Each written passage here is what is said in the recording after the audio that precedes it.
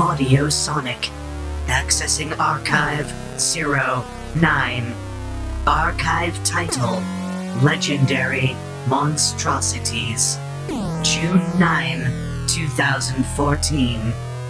A voice from the birth of Vaudiosonic returns as the king of the monsters is reborn. Recording begins. Hello, ladies and gentlemen, this is Vangelus, Chris Ho, when I'm doing Vaudiosonic, or just Vangelus when I'm doing Vaudiosonic, I don't know. Vaudiosonic is the podcast I do when I want to talk about something with some people who know about what we're talking about, with great irregularity in release. I'm joined today, though, but we're swinging it back, because this is the 9th Vaudiosonic, and my very first Vaudiosonic I did with this gentleman. This is, of the Monstrosities YouTube channel, Matt Burkett. What up? Yo! Thanks for having me, man. No worries, no worries. How's it going over yonder? It's definitely going. It is hotter than hell over here in Phoenix. Oh yeah, Arizona, I forgot. How's the weather up there? I'm imagining a nice 70-something. Oh yeah, of course. No. Toronto is hitting that point where Toronto gets kind of, I don't know, it's kind of like it's sweating outside. And so you're walking through, like, sweating air. And it's kind of, I got an air conditioner, basically, so whatever I'm doing outside, I step into a nice, hermetically sealed 19 degrees Celsius room when I get home, and that's really what matters. Totally. Today we're talking about a movie what came out this year, in the 2014 year, AD. It's called Godzilla by Legendary Pictures. They're the folks who, if I recall correctly, released Pacific Rim. Yes, I do believe. All right, so they're kind of like the name to attach to Western 21st century big monster movies. What with them having done 2. Didn't they do Wrath of the Titans as well? Did they? Oh, yeah, they might. Oh, I don't want to think about that movie. That was a... I had to see that. So I went to see that with some friends, and we got to this theater, and they were like, oh, the only showing we have right now is in 3D. Is that okay? And it was that situation where everyone else wants to see it. And that was one of those times where it's like, oh, this is one of those 3D movies where they did it all a week after the thing was cut.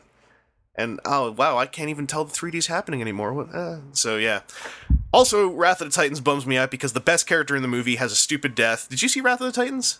I did not. There's this awesome, like, tree person. Not like an ant, but it's like a 7-foot-tall biped made of tree filled with magic who's a total badass.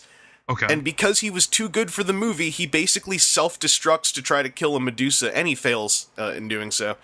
And I thought that was so stupid, because I was like, well, that was the coolest guy in the movie, and he had a... It's like he got sick of the movie, so he's like, screw it, I'm blowing up! Alright.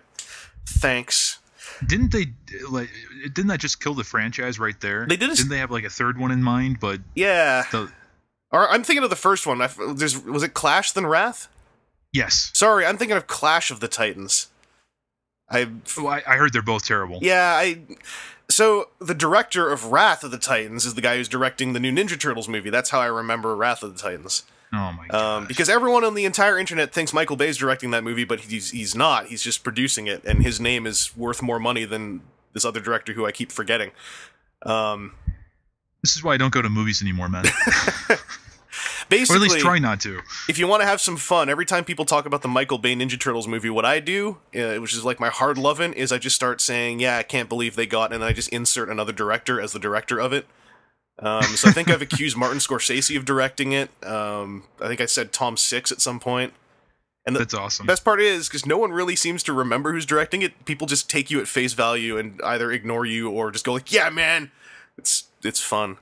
Damn that Marty Scorsese. Friggin' Scorsese, who does he think he is? Those aren't my Ninja Turtles. Giving the turtles the lips. Duh! Well, we're not here to talk about turtles, we're here to talk about, well, I was about to connect this to Gamera, but that's... I actually just... That was the last video that we did. Yeah, I just bought the Gamera Trilogy Blu-ray, I haven't watched it yet. Oh, dude, you were in for a treat. It was like $12, and you and like 15 other people have basically like gone like, have you seen it yet? Like off and on over the years. So I would love to hear your reaction to all 3 of them. That would be really interesting. I kind of want to snag you for another one of these whenever I get around to watching those 3. Dude, are you kidding? I'm there. Wait, you like to talk about Gamera? Dude, I love to talk about Gamera. All the freaking time. What if I told you this was a surprise and we're going to talk about Gamera? Well, hell, that's even better. Because then we don't have to talk about Godzilla 2014 because it's Godzilla 2014. I'm lying. We're going to talk about Godzilla 2014. Shit! You lying Canuck. So something else I've been keeping Matt in the dark about is some of the specifics of what I've thought about the movie, because I watched your, I think, 2 or 3 YouTube videos relevant to the post-release of the film. There was... yeah, there's the review and then the 4 things that they should do with Godzilla 2. Yeah. And we did some pre-release video on that, and it's been interesting times. Yeah, to say the least. I got the impression that you've received some, like, what would you call it, heated discussion in the comment section. You know, it's really just, I mean, it's to be expected. It is YouTube, and it is the Godzilla fandom. It's passionate people. Yeah, I mean, but I've had my, like, fandom card called on, you know, like, oh, well, you're not a true diehard fan because you didn't like this movie. And you kind of got to go like, what, really? You know, I've been told to go suck dicks infected with AIDS. I mean, that's a real quote right there. Well, can you get all those because I thought the movie was okay, and you know, I didn't outright call it garbage like my brother-in-law did in the review. It had a lot of problems, but hey, you know, as long as there's like Godzilla toys and as long as Godzilla looks like Godzilla, 95% of the Godzilla fans are just going to be like, oh, you know, and they're happy. Well, you know? I thought it was quite funny when I saw your reaction to the reaction first, because I caught a few tweets, and so I watched your group discussion, you know, outside the theater video after you'd all seen it, and I was like, I think that, like, you could literally just take the layout of the people you had there, and with you standing in the middle, I was like, Matt was one of the kindest people to the film in the video, so I'm not sure what he did wrong. Yeah, I've been keeping you in the dark a little bit because I wanted to keep you on your toes. Because what if I'm one of those people who's about to? Well, I'm just waiting. I'm kind of intimidated. I don't want to go toe to toe with you if you're like a champion of this movie. I pulled you in, and here's where I'm going to reveal something. I super like Pacific Rim, and I remember getting the impression you weren't as into Pacific Rim as some of the hardcores. Pacific Rim had the best giant monster special effects CGI in the past, I don't know, maybe ever. You know what I mean? Oh, yeah. Pacific Rim got giant monster battles way better than Godzilla 2014 did. I don't disagree with that. I was not a fan, personally. But that's just me. There are things about it that are decent, but overall, I wouldn't be able to watch it again. Yeah. And I've encountered a couple of folks who have given completely valid reasons for not being as into Pacific Rim as I was. It's Pacific Rim is, and I think this was part of actually why I liked it. It's an incredibly basic story. Totally. Like when you take the structure of what happens in Pacific Rim, it's like one of the most, like, it's just a giant. It's not even a candy bar. It's just a big stick of cookie with some chocolate on it. But it's a really well made stick of cookie. And so when people say like, oh, it's, you know, the movie was highly predictable, it was easy to follow, I'm like, well, yeah, it was. The movie was like delightfully naive, really wide-eyed in a way I enjoyed. You know, and I can give you that. Walking out of the theater, I mean, I was more, you know, like, oh, this movie sucks, but you know, I mean, after a year just sitting on it, it's like, there are things about it, like the art design, and again, going back to the CGI and stuff that. Are really well done, and honestly, you know, Del Toro's touch could have been used in Godzilla 2014, I think, to a great degree, because I think the designs and stuff in Pacific Rim were also way more inspired than what we got with the Mutos and what we got with Godzilla. Yeah. Even though Godzilla looks all right, it's not my favorite design, but you know, I just thought that Del Toro kind of had more fun with his movie. Oh yeah, I mean, and that's part of another thing that kind of dripped from Pacific Rim that really resonated with me was the feeling of like everyone working on this seems to really be enjoying what they're doing. Like there's this enormous childlike positive energy coming out of that film, which is good. I mean, to an extent, because I mean you don't really see that anymore. You know what I mean? That's another thing I liked about it. Like, especially, we were talking before the recording about Transformers, but Transformers is something that I often brought up in regards to Pacific Rim as, like, that's like a very unnaive movie. That's a movie that's, like, just leering at you like a dirty uncle in the corner, going like, we brought you your giant robots, but we also got a girl in her underpants. And like you can feel like this sweaty uncle in a beige trench coat, like just his hands on your shoulders through the whole movie of like, I just want to see the robots.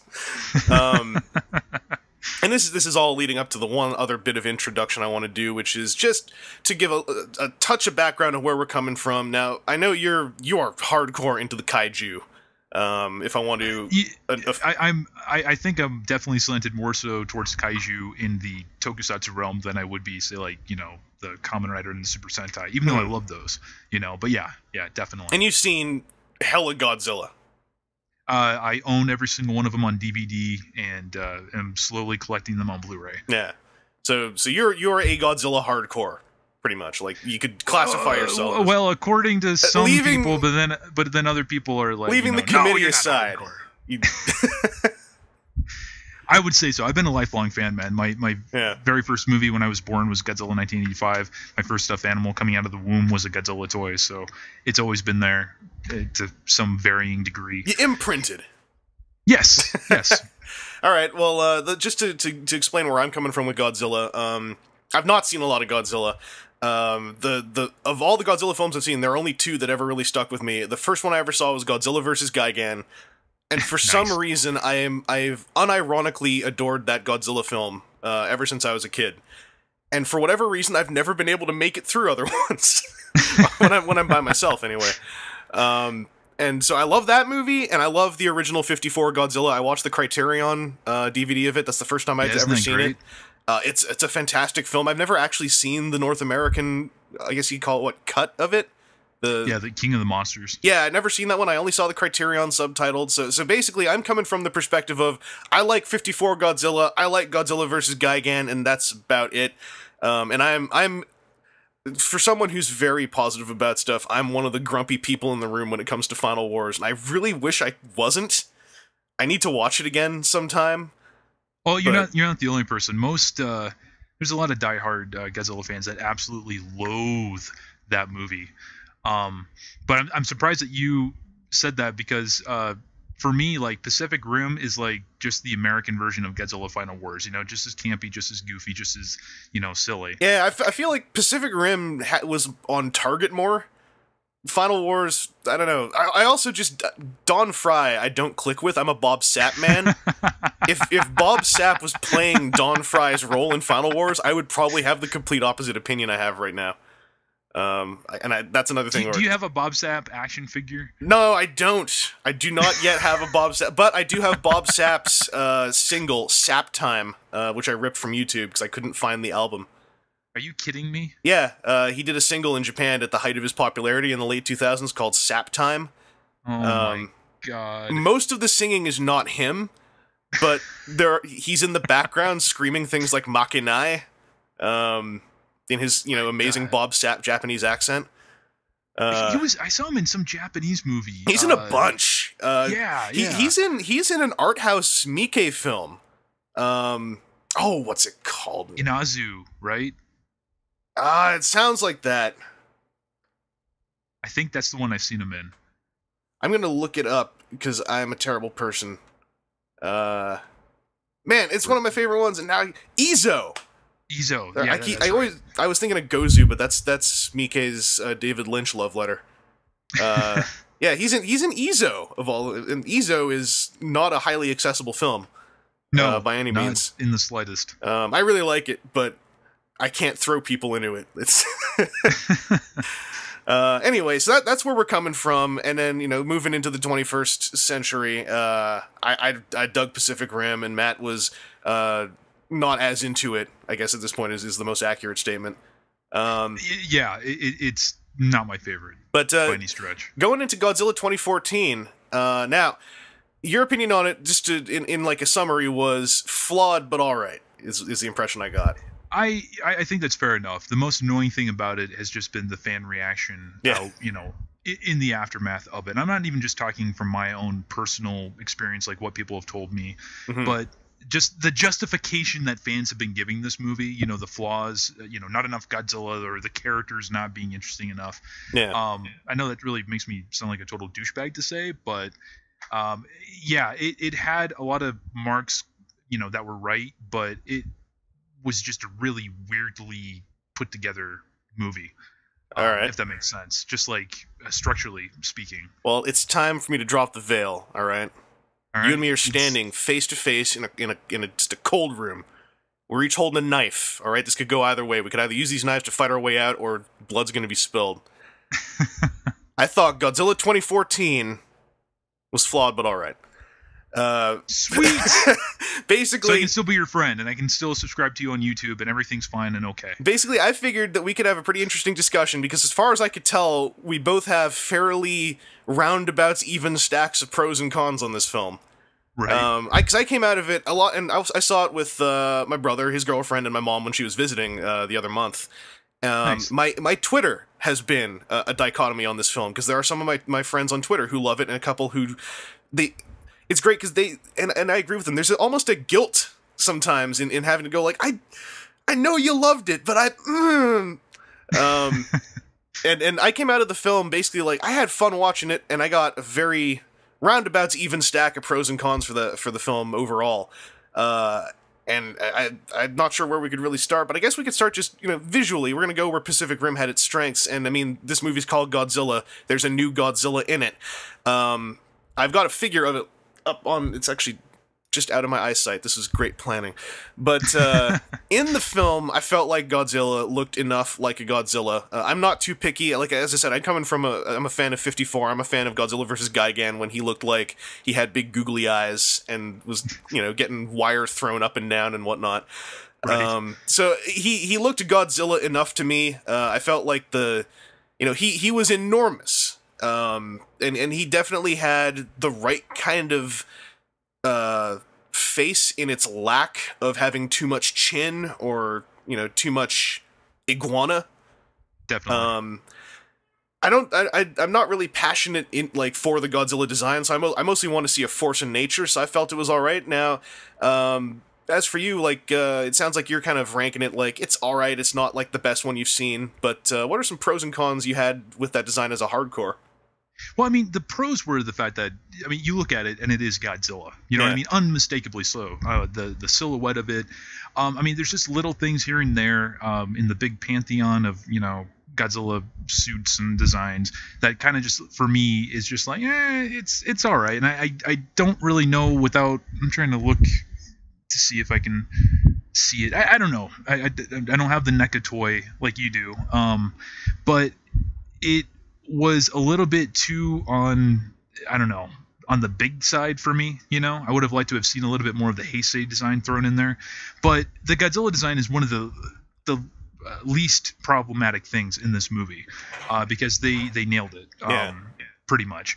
And I would collect more things of the Godzilla 2014 design, toy wise or Monster Arts wise or whatever, but there wasn't anything just overwhelmingly bad about it like there was with like the TriStar Godzilla, which was just so out there that well, you couldn't even look like the monster. Yeah, you couldn't just glance at a photo of it and go like, oh, clearly that's Godzilla. Exactly. Like this. Exactly. I think with the Legendary one, the thing that really worked for me was just the spines on the back. Like his back spines were so violent, like the big plates, like that really communicated the identity to me pretty well. I think my question to you is, now I've caught wind, especially in some of the comments I got on the video I did about the toy, that there is a complaint about the new Godzilla that he's basically called fat. Yeah, there was. Did you hear about that Japanese group or whatever that were calling him he has an American waistline and he's just a big fat son of a bitch and all this? I heard it came from some Japanese Twitter posts. Or something of that nature, which I find really funny considering, have you seen, the Heisei Godzilla design, from, 91 to 95? His thighs are freaking huge, dude. Yeah, when I saw this Godzilla and I saw people saying it was fat, I'm kind of like, well, he's not thin, but, what specifically about him is fatter than what you would call a not fat Godzilla? I'm almost wondering if they should have made his head just a little bit bigger. You know what I mean? I don't disagree with that. A tad. His forehead's kind of flat, I find. Yeah.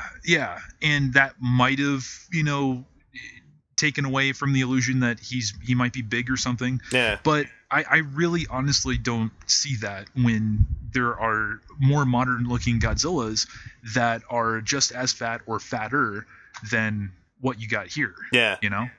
Yeah, I just couldn't. It felt like Fat Godzilla was like, well, here's an easy quip I can drop about this Godzilla I don't like. Is fat. I don't have to explain myself. And it's like, all right, well, well, you know what? You're fat. I don't have to explain myself. Ha! And that's... I mean, he did tire pretty easily too. You know, I mean, he did fight two monsters, and then he's just, you know, as opposed to like Final Wars, which, you know, he decimated every single monster and was only overtaken at the very, very end. Yeah, but he was still left standing. You know. Yeah, Legendary Godzilla is his diabetic coma at the end was a little bit weird. Well, moving out from Godzilla and into the other monsters, the Mutos, which were as far as I can tell, like fairly original new designs. Yeah. There's nothing in the pantheon of monsters that even come close to looking like that. Yeah, like if anyone, the only parallel I've really seen drawn are some people saying it looks like Cloverfield, and I'm kind of like, in that it has 4 legs. It looks way more spider-like or insect-like to me than it was actually called Clover, wasn't it? The Cloverfield monster. I think that's what the fans nicknamed it. Okay. I don't know if that was the official name, but yeah, Clover is what that thing is identified by. Yeah, Clover is a meaty quadruped. I mean, like legit, like meat on tendons, and you see lots of sinew. Like I felt the Mutos were, when they called them parasites, that kind of brought the image together for me. Totally. And I really liked parts of them. I thought the heads were cool. Like the way their eyes would light up in segments. And I really dug the female Muto's egg sac with all the little squirming embryos inside. Right. It was proper creepy. So I'm not like a passionate Muto fan, but I felt they filled the role decently. They looked, they had that threatening angular insect look you get, from like wasps and stuff, where they kind of look perma-angry. But, they weren't necessarily, to me, like, incredibly exciting either. They weren't I would have to agree with that. Yeah, I didn't feel like they were, like, so iconic. They're no Gigan. Like, Gigan is an indestructible silhouette of, yo, you know who this is. He's the cowardly buzzsaw belly chicken with scythe arms. So, in your case, like, how did you take the Mutos? You know, I don't really find them memorable. I don't think they have a lot of personality behind them. They're pretty passable monsters. I mean, they're along the lines of like Megaguirus from Godzilla vs. Megaguirus, which I don't know if you've seen, but Megaguirus is just like this giant dragonfly monster, and just appears at the very end of the movie. There's a big fight, and then he dies. The design was okay. You know, to me it looked like a combination of like Clover mixed with the Heisei Gauss from the Gamera trilogy, even a little bit of Iris in there from Gamera 3. But I will have to agree with you. It wasn't that exciting, and since this movie was kind of more about the Mutos than it was about, actually no, it wasn't kind of. It was more about the Mutos than it was Godzilla. I thought they should have been a little bit more interesting, you know. Yeah, I keep on jumping back to Gamera Guardian of the Universe because this movie like pulls from that movie like none other. But like the Gauss were just evil sons of bitches in that flick, and that's what this should have been. You know, I mean, this thing, what did it want to do? It wanted to eat nuclear bombs. I mean, this thing should have been eating people, for God's sakes. I'm just looking at Gauss because I recalled. That it had wings, but its head is that like those angles on the head totally remind me of the Mutos. Yeah. Like the triangles. And I'm really interested to hear when you watch the Gamera trilogy, dude, because Godzilla's personality in Godzilla 2014 is so much like Gamera in those movies. So much so that one can even speculate, and probably speculate correctly, that Gamera's kind of character development over the course of the 3 movies is exactly how Godzilla's character development is going to be in the next 2 movies. You know, where he goes from like this good guy to more of kind of a dark anti-hero kind of role, if you will. Yeah. But going back to the Mutos, they're okay. You know, I don't, unless they were super cheap, I don't know if I'd be running out to pick up action figures or, you know, whatever of these things. I didn't really love them that much. And I'm looking at Megaguirus, Gyrus, I getting that right? I think it's Gyrus. It might be Gyrus. I'm looking at Mega Gyrus, and he's almost less interesting to me than the Mutos. Dude, it was such a terrible suit. Like the wings are just so stiff in that movie. Just another very passable monster. It looks like there should be a bunch of them. Is the best way I can put it. In Megaguirus, that one is the queen, the big flying one, and then you have a bunch of little small dragonflies, and then there's a bunch of like little larvae. Interestingly enough, they actually first appeared in the 1956 Rodan movie. They're like these dragonfly larvae that are killing humans, but the Rodans will eat them as babies. It's really weird. Food chain. Yeah, exactly.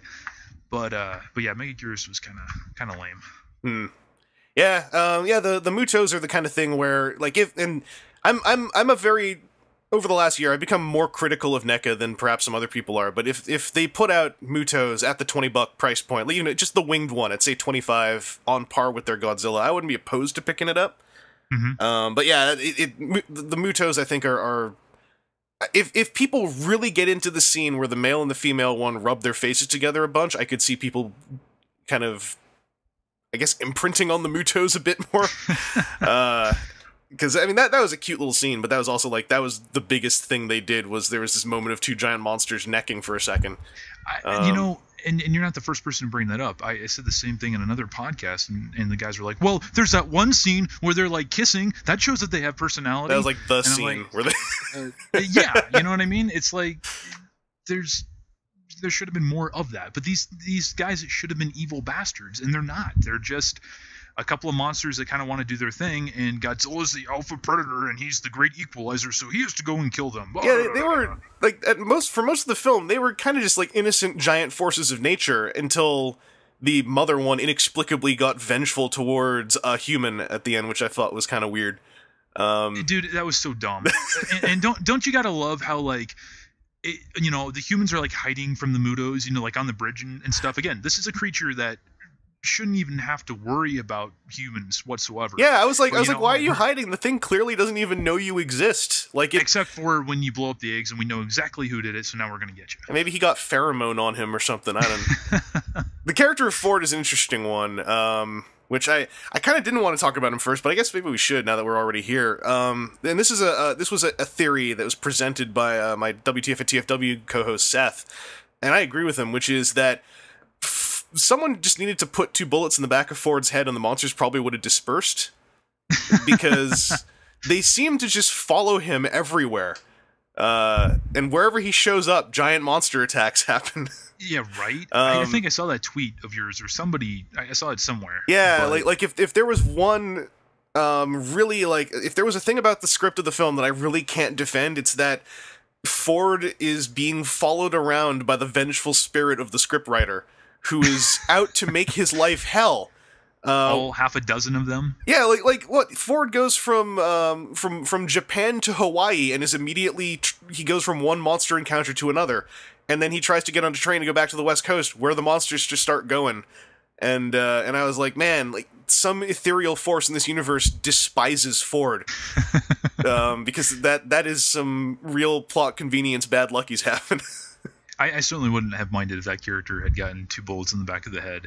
It probably would have made for a more interesting movie overall. I felt bad for the actor who's, unfortunately, I apologize to him if he listens to this for some reason. I can't remember his name. Aaron Taylor Johnson? Aaron Taylor Johnson.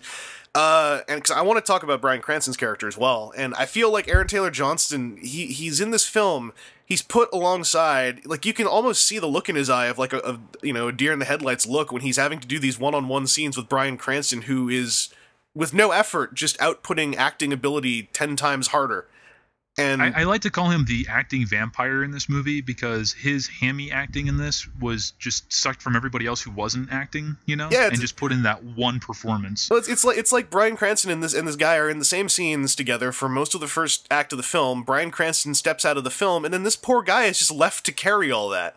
Exactly. And I'm like, he couldn't. Like, and it's not even an insult to the actor. It just felt like he is not there yet. And they put him in a position of, like, all right, you carry a Bryan Cranston level weight now. And it's like, he can't. I haven't seen a whole lot of what Johnson has done. I know he was in Kick-Ass and something else more recently. I think he's also in the new Avengers coming out. He plays Quicksilver, right? I actually not sure. I'll take a look. I'll need to look that up. But I honestly, dude, I place the blame squarely on the director for not being able to pull a performance out of anybody in this movie. Oh, for sure. Like Ken Watanabe, Elizabeth Olsen, all of them. Yeah, like once Bryan Cranston left the film, a certain amount of human character gravitas left the film. Very much so. Like I almost wouldn't even say it was so much vampirism. Like it could look like that. Oh, he is Quicksilver too. FYI. Oh, sweet. It's more that I think just Bryan Cranston brought this in, just without trying. He tends to bring an enormous amount of energy to a role he does. Right. And I feel like the director kind of went like, well, Bryan Cranston, I don't even have to do anything. He's just gonna go. And I feel like he got, I don't know, it's kind of like he got given a huge candy bar and then had to eat his vegetables afterwards. And that's a good way of putting it. Did you ever see Monsters? No, I haven't. I know that's the other. That's the film this guy directed before Godzilla, the one to see. Yeah, dude, the performances in that are just as weak. With the human cast and all that stuff. And I don't know. I think Cranston was probably the most interesting, not just because of acting ability, but because he was also directly involved with the monsters. He had a personal stake in that. Meanwhile, Aaron Taylor Johnson's just running around. Oh, I gotta go save my wife. And that was the big bummer because the part of this movie I would really defend is the first act, where it looks like it's a revenge story between Bryan Cranston's character, who I keep calling him Bryan Cranston because I keep forgetting his character's name. Yeah, I have no idea. But Bryan Cranston basically has his vendetta against what he thinks is Godzilla. And I feel like we kind of got robbed of a great payoff of him realizing what it was that killed his wife and getting to have a hand in taking them down. It felt like they set up a vendetta and then kind of just cut its legs off and shoved it to the side and then shifted the plot into, for lack of better words, what was it, Spielberg's War of the Worlds? Yeah. Where you're just like, now we're following just a guy who's got to get home to his wife and kid. And I felt like the motivation just...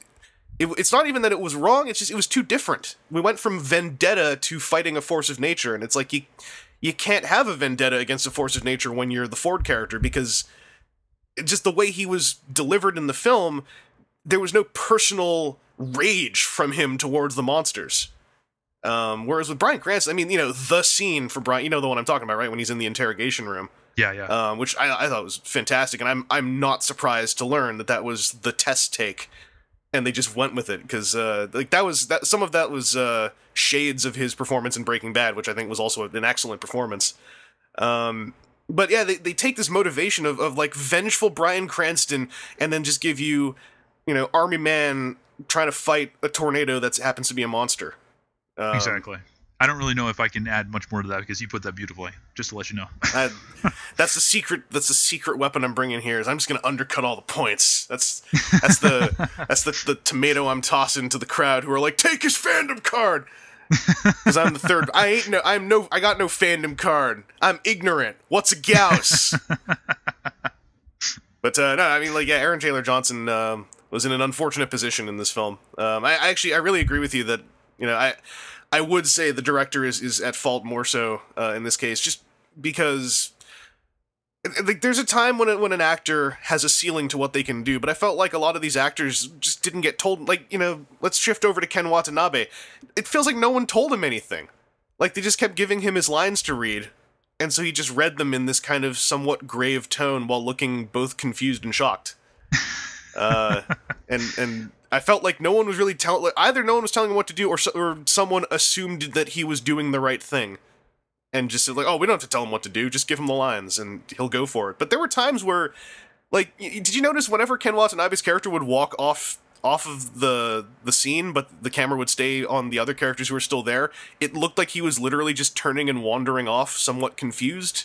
Yes. Yeah. He really got, I don't know, left to the wolves, for lack of a better term. Kind of like Natalie Portman in Thor, where she looked like she really wanted to be told what to do, but the director was so focused on the Asgardian fantastical elements that poor Natalie Portman's character is kind of just standing in the background.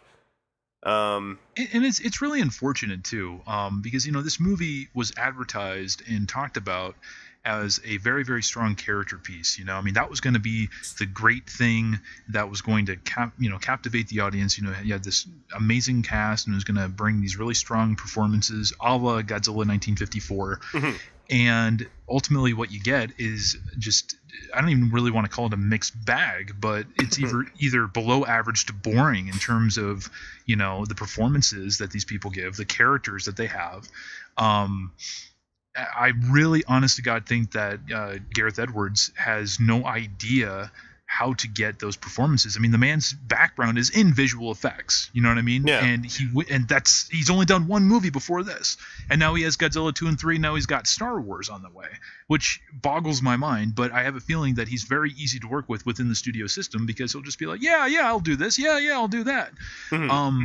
I don't think that. Yeah, I can't blame any of the actors. Not to kind of go back to talking about him, but yeah, he did look like he was just kind of, well, I'm going to play it this way, and unless I'm told differently. And then Edwards just never said anything differently, So that's why we got Ken Watanabe looking perplexed for every single scene in the freaking movie. Yeah, whether he's looking at Bryan Cranston or a computer monitor or a cup of coffee, Yeah.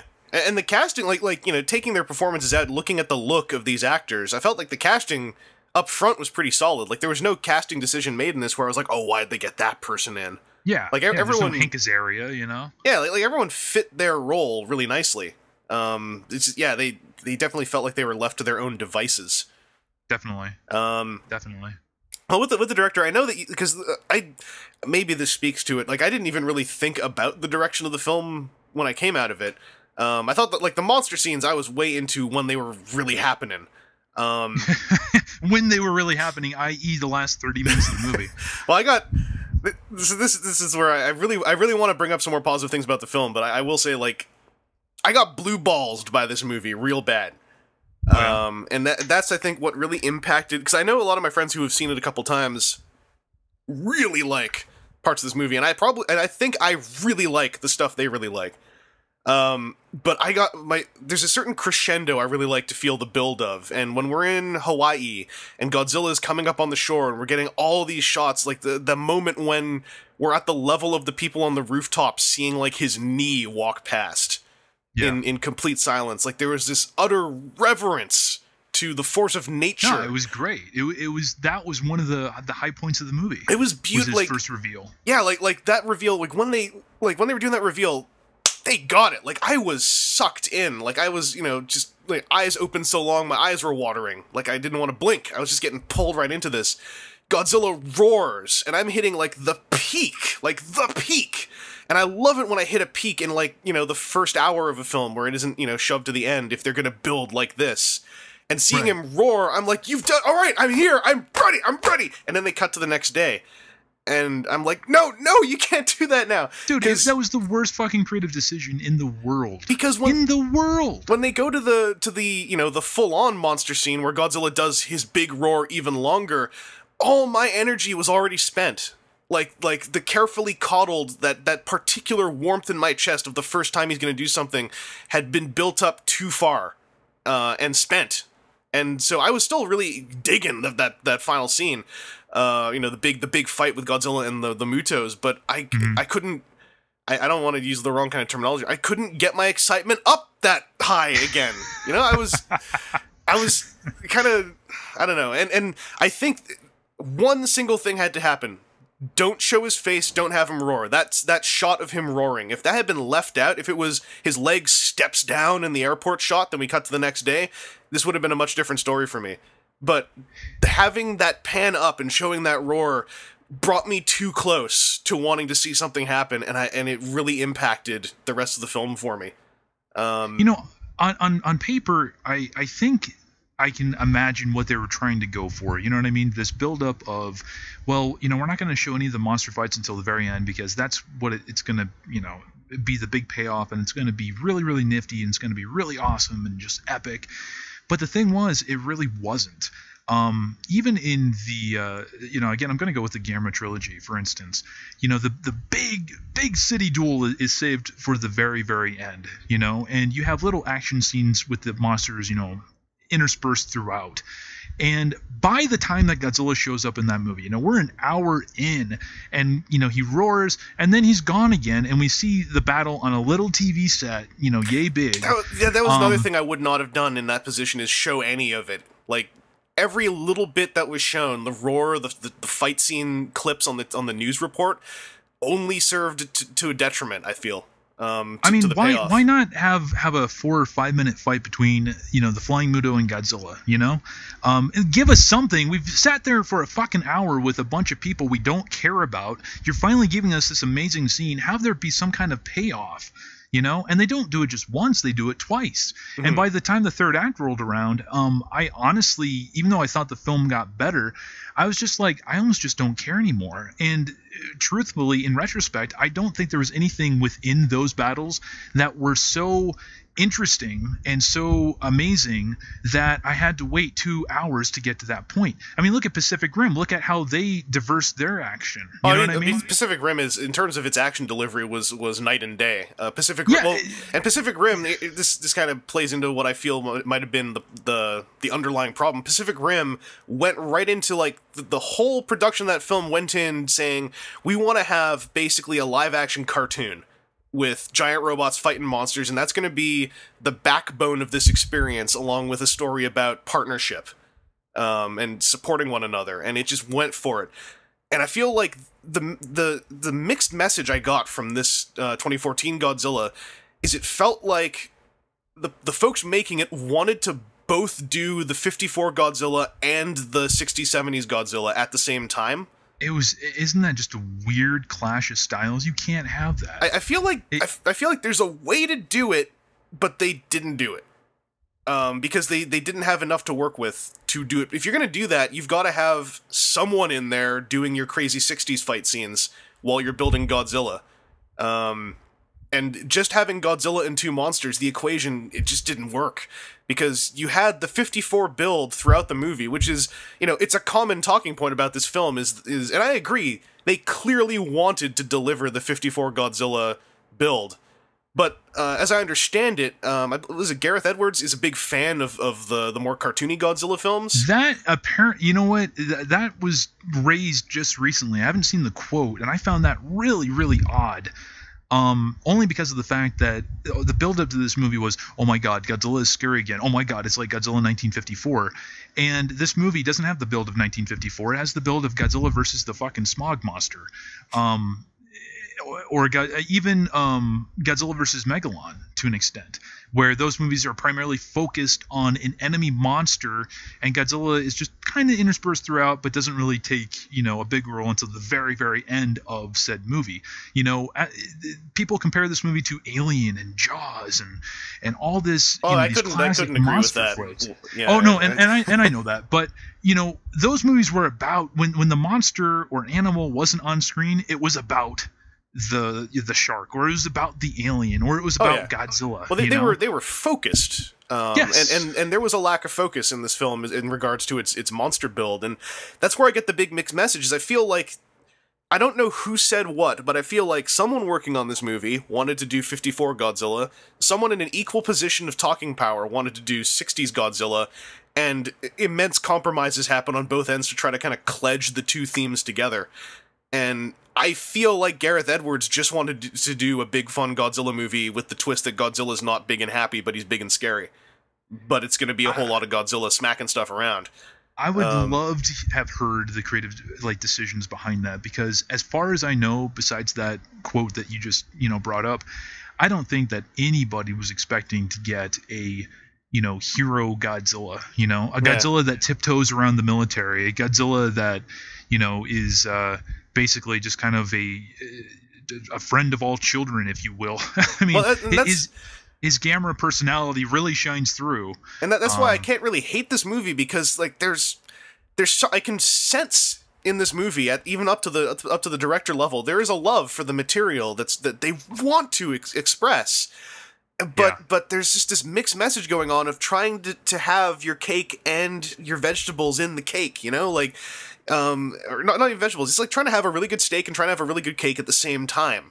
And it's just mushing together because there is a 54-esque build, not a very well done one in the big picture. There is one in here, and not necessarily even about Godzilla, but there's just about the creatures. There is a bit of a build going on throughout the film. Fair enough. But it's not focused, and where I would totally agree with people who are more critical of this film is that a lot of the talking in the movie is about the Mutos, and only Ken Watanabe really seems to talk about Godzilla very much. And yeah, who cares about Godzilla? I mean, he just kind of shows up, and then he's like, "Oh, okay, well, he's our friend. He's gonna go kill all the Mutos. We're not gonna worry about him or try to, do whatever to him, a la what the military did." Yeah, like I actively do not want to be the person saying there wasn't enough Godzilla in this film, because when I take that critique as a sentence, it feels just like I don't want to be the guy saying that. I'll be the guy that'll say it then. Yeah. There wasn't enough Godzilla in this film. Because I don't mind the amount of visual Godzilla in this film, but right. But damn, if I wish someone else had been talking about Godzilla in the film. Other than it feels like Ken Watanabe would bring up Godzilla and everyone else would just leave the room. Where he's like, there's also Godzilla. Yeah, whatever. Look, Mutos, man, they just walked through Las Vegas, and Watanabe's like, there's this. You see the third monster, right? Like, yeah, whatever. It felt like a lot of the characters in this film were actively just ignoring Ken Watanabe's character as he was trying to tell them more about Godzilla. I would love to see Gareth Edwards take on a remake of The Wrath of Khan, because Khan would only show up, within like 2-minute segments throughout the movie, and it would all be about Kirk and his son. And then all of a sudden, Khan will show up at the very end of the movie, and you get 10 minutes of space action, and then the movie's done. Yeah, it doesn't work. And I don't know Gareth Edwards that well, so I'm gonna slot myself into the role of trying to. That's fine. You won't get the hate. I'm going to slot myself into the role of trying to deduce more of his motivations. Do you feel like he might have gotten sat on at some point by a money voice saying, "We really want you to express 54 Godzilla," or like do you feel like this was 100% Gareth Edwards' vision, or do you feel like it was muddied by execs and whatnot? I first of all, this is pure speculation. I don't know Gareth Edwards. I don't know him personally. He's not in the other room? No, he's not. He stopped talking to me after I recorded that vlog. I don't know. But I mean, again, we're talking about a guy whose primary background is in visual effects, and he's only directed one movie before this. And I just think it's really, really interesting to see that this guy went from doing a $4 million movie or something to a movie that has made $400 million. Now he gets 2 sequels, and now he gets Star Wars. Probably the most sought after franchise by any filmmaker that's out there. Mm-hmm. And I really think that Edwards is probably just the ultimate yes man. He did whatever he was told to do, and as long as his vision or whatever didn't clash with any of the studio's visions, I mean, that was fine. Yeah. They wanted the Nolan-esque, scary, realistic take on the monster stuff, and as long as they got that, they were happy. But again, I mean, that's purely speculation. But I would not be surprised in the slightest to find out that was true. Because the impression I got, as I said, is I felt like someone was interfering with the director in this film. And I can't tell you who. Yeah. I just got such a feeling of an interfered project because it's just this whole thing, this weird pastiche of trying to do 54 Godzilla with any other Godzilla at the same time. No, this is I don't have pure evidence here, but from what I understand, and this is going to go back all the way to 2004, so I'm going to give you a bit of a history lesson, so I'm sorry for taking a little bit of time explaining this. Oh, yeah, we've only been talking for less than an hour. You got plenty of time. Go for it. This movie was actually supposedly the IMAX Godzilla that what's the guy's name? His last name is Bono. He was the director of Godzilla versus the Smog Monster, right? Mm-hmm. And back in 2004, after Godzilla Final Wars had wrapped up, he had proposed this IMAX 3D Godzilla, which was essentially going to be another, save the Earth Godzilla as hero kind of flick. Toho gave the okay, but he could never get any backing to do it. Now, this ended up at Legendary, apparently, and the guy Bono is an executive producer, or at least listed as such, in the credits of this flick. And again, what's interesting about Bono is the fact that he was banned after Smog Monster from ever making another Godzilla movie, and it was only after Tomoyuki Tanaka, the producer of like the first 22 Godzilla movies, died, that all of a sudden he seemed to be like kind of welcomed back into the Toho fold and all this stuff. Anyways, I almost think that the reason why you see the interference and stuff is because of the fact that they had to like maybe stay true to whatever the original treatment was of the story. You know what I mean? Mm-hmm. And again, maybe I'm just talking out of my ass here, but you look at the list of writers. I mean, this movie had like half a dozen different writers, and it was just weird, you know. You know, first it's Frank Darabont, and then it's the guy that wrote Man of Steel for like 3 weeks, and then they switch him out with the guy who wrote Wrath of the Titans. And no, I'm not kidding when I say that.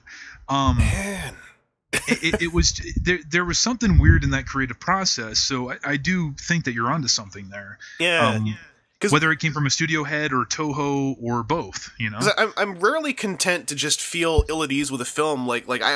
Another example being the Max Payne film, where like it's not a good movie, but I felt like there was someone working on Max Payne who was trying to, because there are elements in that film that are totally in line with what I loved about the games. But it felt like they were coming from like a grip, or someone working in props who was able to slip them in. And right. and in the case of this Godzilla film, like I could just sit back and go like, yeah, I thought it was kind of all right, but it had these flaws. But I feel like there's something really meddled with in this film, and I didn't even realize how, like, I didn't pay attention to the credits all that much because I was there with a bunch of folks, but. Right. That many writers, and this whole story about the executive producer being originally the guy who was going to do the project that became this. And if Gareth Edwards is a huge fan, it would not be ludicrous to me that perhaps this fellow was, being an executive producer, quite a voice in the ear of the director, with suggestion and whatnot. Yeah, perhaps. I really don't know. I don't know how extensive this guy's involvement was. I mean, outside of the fact that maybe his name was just attached because it was originally his project. It could be, and that was brought to Legendary, But given just the number of writers this film had, I actually got to give it some credit. Like, this is a pretty clean film for the number of hands in the pot. Fair enough. A lot of my criticisms of this film, I would say I would lighten in light of the number of hands involved, because I mean, I can easy film to compare this to is Pacific Rim, because it also came from Legendary, and it's arguably of a similar genre. But Pacific Rim was also a much tighter project, and it was I feel like just 100% a passion project. Whereas this Godzilla film, clearly, there's passion in this film unmistakably, but it comes from the roots of another project, and that's always gonna leave a mark if the director is not a very, very strong director in terms of their opinion. And speaking of too many hands in the pots, do you mind if I tell you a theory that I have about this movie? Another theory? Let's go for it. Did you notice kind of like the severe lack of military on Godzilla action? I did. Well, you ever wonder about that? The thing that I thought was really weird. I mean, I definitely I think they tried to explain it in the story of the film as until they see Godzilla as something they can potentially aim at the other monsters that are more actively destroying things. Right. Except for the one part where they shot like a bunch of battle cannons at him when he was by the bridge, where I was kind of like, well, and that's like the one scene that's always brought up. But I always got the impression that it wasn't like the missiles just kind of like mistakenly were fired and they're just going all over the place and some just happened to hit him. Well, that scene really stuck out to me because that, like, the way they were treating Godzilla, that felt like whoever was operating that ship was in the wrong. Like, everyone else wasn't shooting at him, and suddenly this one ship was, and I was like, I'm imagining that guy's getting yelled at over the radio, like, what are you doing? I feel like they kind of explained it in the story to a degree, but do you feel like that might have been the Hollywood military handshake going on? Oh, absolutely. And here's my reasoning behind that. Firstly, let's harken back to the Godzilla '98 movie with Matthew Broderick, the one that nobody wants to talk about. Fish, Yeah. I haven't actively looked at the credits yet, but let's just assume for a second that the Department of Defense did indeed participate in that movie, right?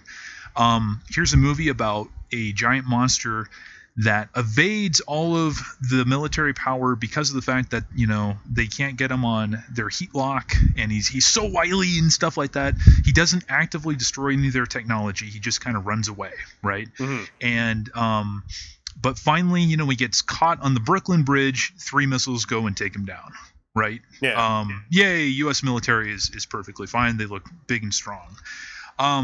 When the Avengers was coming out, the Department of Defense actually declined to participate in the movie because they felt that the military would not take orders from an agency like S.H.I.E.L.D. True story. True story. And so they didn't participate in Avengers. And now here you got this movie where you have soldiers shooting at what has been touted and bragged about as the biggest Godzilla ever, and they're shooting him with MP5s. Mm-hmm. Small arms fire. And they don't just do it once, they do it twice. I think they did it on the bridge scene with all the missiles and stuff. And they can never directly engage the Mutos because there's EMPs. Who knows why they're emitting that? So their weapons are useless. And there's these weird creative loopholes to seemingly never have that one-on-one conflict with one of the monsters, because we all know what's going to happen if the U.S. military goes toe-to-toe with Godzilla. Godzilla would just wipe them out. Yeah, he'll slap all the planes. But there's never a need for that within the story, which is really weird, which is why I think that if we ever get that with the sequels, you're going to see like the North Korean military go up against Godzilla, and Godzilla will just wipe them out. It's going to be some foreign power that does this, or it could be the Japan Self-Defense Force, but it will never be the U.S. military that will directly engage, because they don't want to be cast in that light, seen as helpless against a force that will just completely overwhelm them. Well, on behalf of my boy Michael Bay, let me apologize for spoiling them so much with so many summer movies where they get to be the badasses. But again, it's just a theory, and it felt really weird that here's a monster that just basically destroyed Hawaii, it just demolished San Francisco. And the military, the slant of them is just kind of like, hey, we're just going to listen to this Dr. Serizawa dude. Obviously, the monster's not that big of a threat, and we're just going to let him go, let him do his thing. And it felt really off. It felt like they kind of always tried to find those creative ways to just not make that happen. Yeah. If that makes sense. Well, the EMPs I would defend to a point, because they make such a big deal in the opening descriptions, like the setup exposition stuff about ancient creatures in a more radioactive environment, etc., etc. And so if you're going to give them a superpower, it almost felt like the EMPs were a way to silently explain the atomic breath as not being crazy. So it's like, these things have EMPs. Godzilla has something that's cooler because he just breathes crazy fire on your face. But the weird thing about the military to me was, so these things are emitting EMPs, right? And there's a point where they emit them and they straight up just knock out a helicopter, and the helicopter falls and explodes, right? Mm-hmm. When they're on the West Coast and they're all setting up this whole operation to, feed them a nuke and then blow it up and etc., then the monsters, they're like, the EMPs are coming, the monsters set off the EMPs, and then planes start raining down out of the sky. Yep. And I was kind of like, and I was talking to a friend of mine who said that this could very well actually happen in real life because no departments talk to each other. But I was like, did no one tell all those poor pilots what was about to happen? Who put those planes in the air knowing that an EMP was about to... And it wasn't just that the planes got knocked out of the air, but once one flew straight into a building... near the hospital, I was like, come on, guys, like, talk to each other. This is the time to tell them, like, yo, don't fly your planes near the Mutos. Bad things will happen. It was just weird. One of the gripes that I had. I mean, that's one of the staples of any Godzilla movie. I mean, granted, every military on Godzilla action scene is exactly the same, but I mean, I would kill to see that, up on an IMAX in 3D. Godzilla just being, taken on by a full-on military force. But I don't know. Maybe we'll get it in the next movie. Yeah, I mean, I don't care if it's the U.S. military or not. Like, if they can work it around and maybe even manufacture, a Godzilla defense force. Oh yeah, like yeah. A fictional one. And for the record, I don't care if it's the U.S. military or not either. But just because of the lack of that in this movie, it was kind of annoying. Yeah, the U.S. military in this film they felt weird. Like, I really wished it was just a fictional, like, SHIELD agency or, Godzilla Defense Force. Yeah. Some kind of cryptozoological defense force, just to stop making me think about the real world. Because especially when they were traveling in fleet with Godzilla, kind of between all the boats, where I was like, because I almost don't feel like he really was tiptoeing around the boats. Every time he got up out of the water, those boats were practically flipping over, and I was more so thinking, why did you keep parking your boats so close to Godzilla? Like, my whole thing is like he physically braked. You know what I mean? Right before he hit one of those ships. Oh, yeah. And it just seemed like, he never really struck me as the force of destruction that just kind of plowed through whatever to get wherever he was going. It always, again, seemed like, let's avoid the aircraft carrier. Oh, no, there's a destroyer right in front of me. Stop. And then just kind of weave around it, That's where I don't know. That's where I'd love to have a commentary track, which is just Godzilla's thought process in every scene he's in. Like, maybe he thought it was like a Lady Godzilla. And he's like, no, all right, well, I don't need to. I'm already busy chasing down these crazy parasites. I don't need to start nothing with these guys. I'm gonna just go under their boat and then go and knock over, the Hawaii. That'd be pretty funny, actually. Getting to some of the action stuff, because I want to also get into the parts of this film that I legit was into. I felt like the monster fight scenes felt on target. They felt like they were doing things the way I liked, and the crux of it was I could tell what was going on. Right. That was my biggest fear going into this movie, because the going back to Pacific Rim, as I apologize for going back to that so often to the listeners of this, but one of the strengths of Pacific Rim was it knew how to deliver an action sequence, and my favorite example being there's a point where Gypsy Danger gets thrown through a building. We see it in a big chaotic shaky cam close up. Then we pull back and see it again in medium wide, so you can actually see the action that happens. And so Pacific Rim was great at intelligently and basically doing the basics of filmmaking really well, communicating the fight scene and the story of the fight. And that's my big worry going into this, because I knew nothing about Gareth Edwards, was, is this going to be crazy shaky cam stuff where I don't know who's hitting who? But I really thought that there was a nice amount of, I call it restraint, shown. Like, I think it's really easy for big money film directors with VFX fight scenes to just let anyone tell them what to do and be convinced, like, no, put the camera way up close because it'll cost less to render, and then we'll get the chaos of the action across. And I liked how wide a lot of the monster fight shots were in this, and I felt like, with my limited experience in Godzilla, I felt like they captured a lot of what I would think of as some Godzilla fight techniques.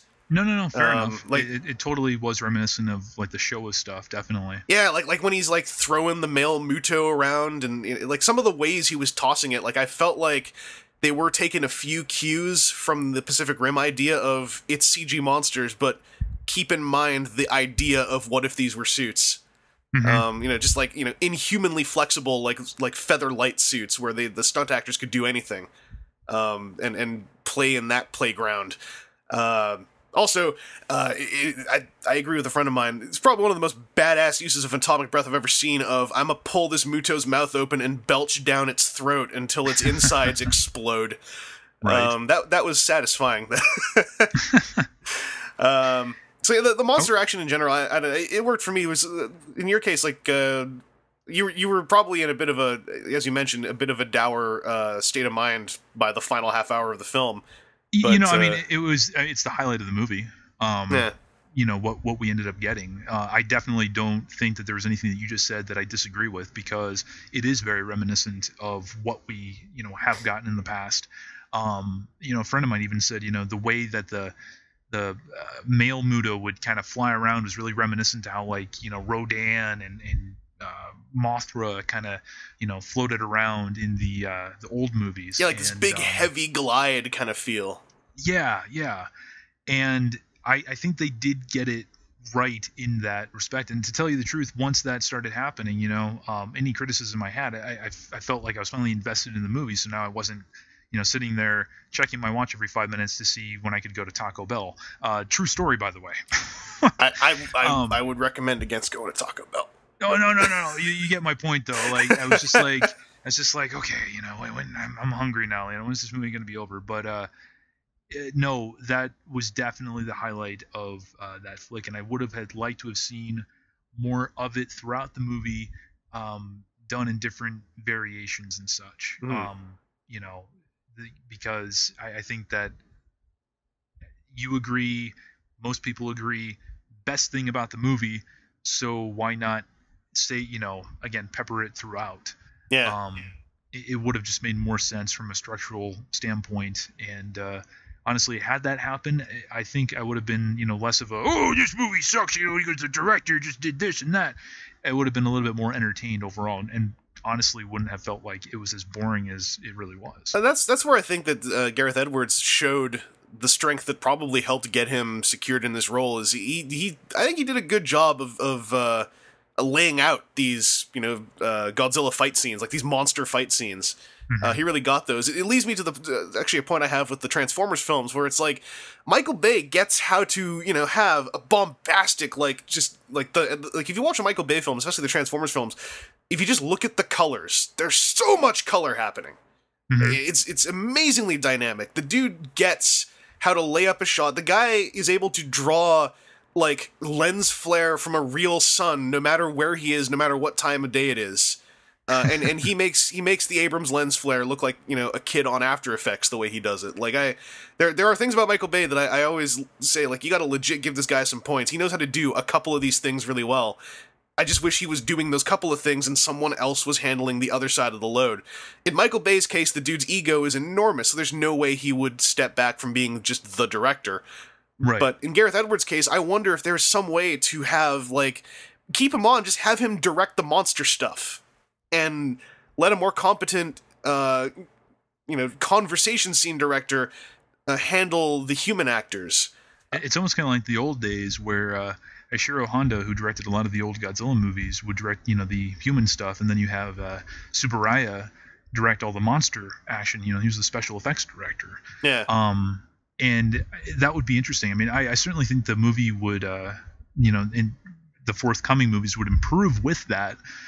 But unfortunately, I think that this is going to be the franchise that Gareth Edwards gets to hone whatever it is that he's ultimately going to become, directorial-wise.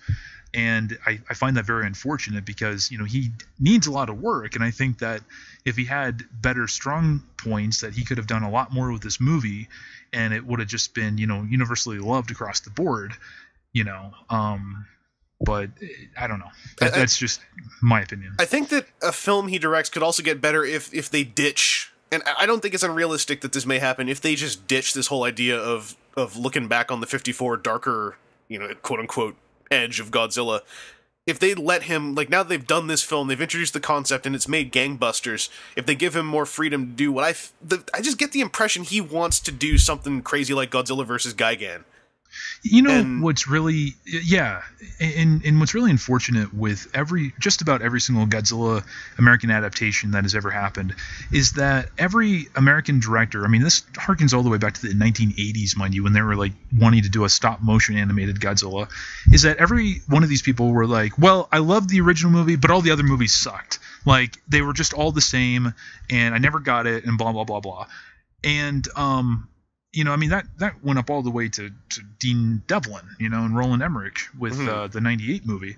And now here you have a guy who actively has said, I like the 70s movies more, let him I would say let him, let's have a quote-unquote serious 1970s kind of take, without all the goofy shit. Yeah, because a lot of the stuff I liked about this movie, it's not like it wasn't like 54 Godzilla, but a lot of the stuff I enjoyed in this film easily would translate to something crazy with space aliens.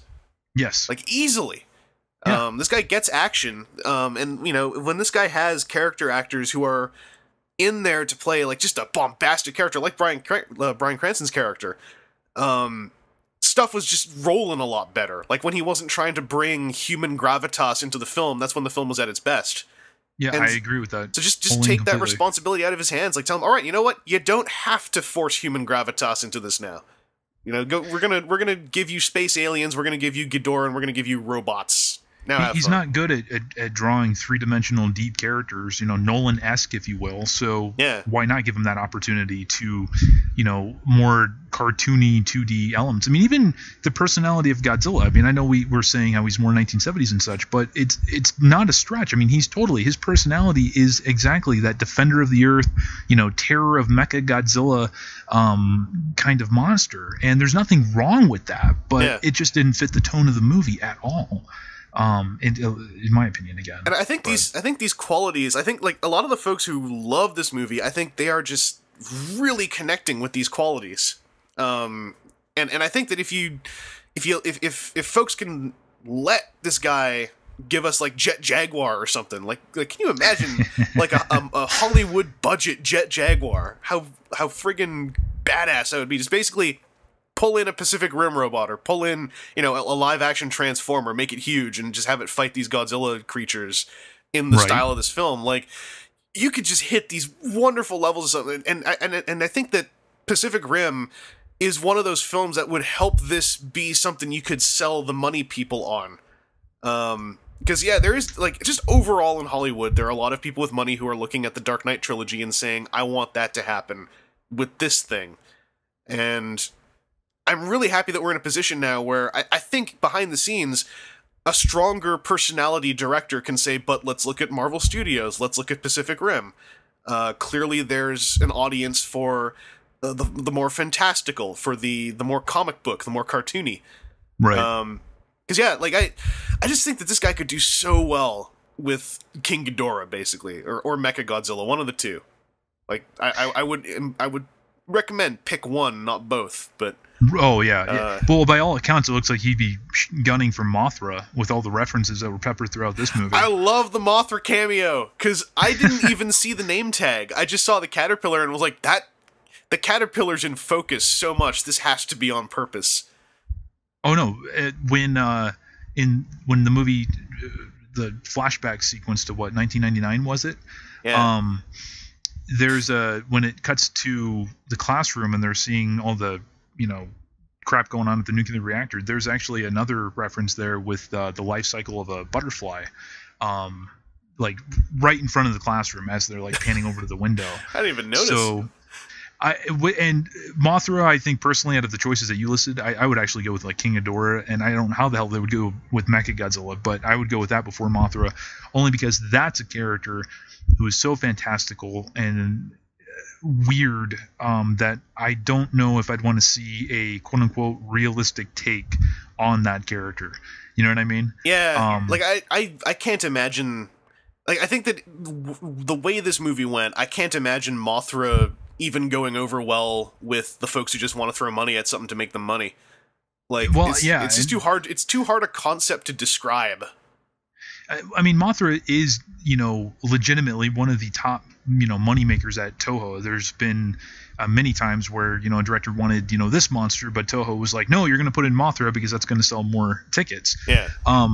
But, the character is a hero for one. She's super fragile for two.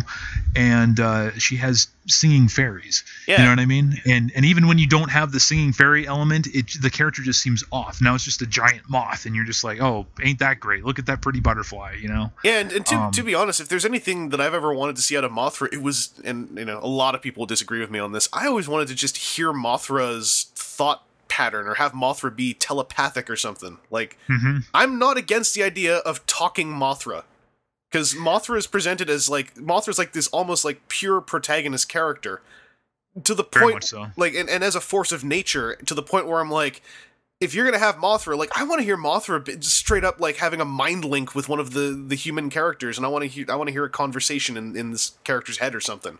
Well, with the way that they're ripping off Gamera guarding the universe, it's probably not far off. Probably not far off whatsoever. But no, I never actually really thought about that, and that would actually, I wouldn't mind that. You know what I mean? Yeah. But they would have to completely revamp the character because, I mean, she would not be a good antagonist for Godzilla. It just it just doesn't make any sense to me to especially in the system that would create any sequels to this Legendary Pictures Godzilla. I can't imagine a Mothra that would make any kind of sense whatsoever. Unless you have her as an ally versus a bigger threat like King Ghidorah or something. Yeah. You know what I mean? Then I could be like, okay, fair enough. Because I feel like in my very I'm back in the 8th row spectating this, but I feel like there's two pools of easy antagonists to reach into now. You either go to your robots, which is Mechagodzilla and Jet Jaguar, or go over to the space aliens, which is King Ghidorah and Gigan. Right. And like, and also just speaking in terms of iconicism, a lot of people know who Jet Jaguar is. For not necessarily. It's never gonna happen. It's never. I hate to say it. It's never gonna happen. I know, but it's not, and not for like amazingly good reasons either. But of all the weird things to like, when people talk about Godzilla on the street, like me, I'm average Joe public guy. I'm like, yeah, Godzilla. He fought 3-headed Ghidorah, and Gigan has a buzzsaw on his belly. And then there's that weird Jet Jaguar movie where they had a robot that looks like a man.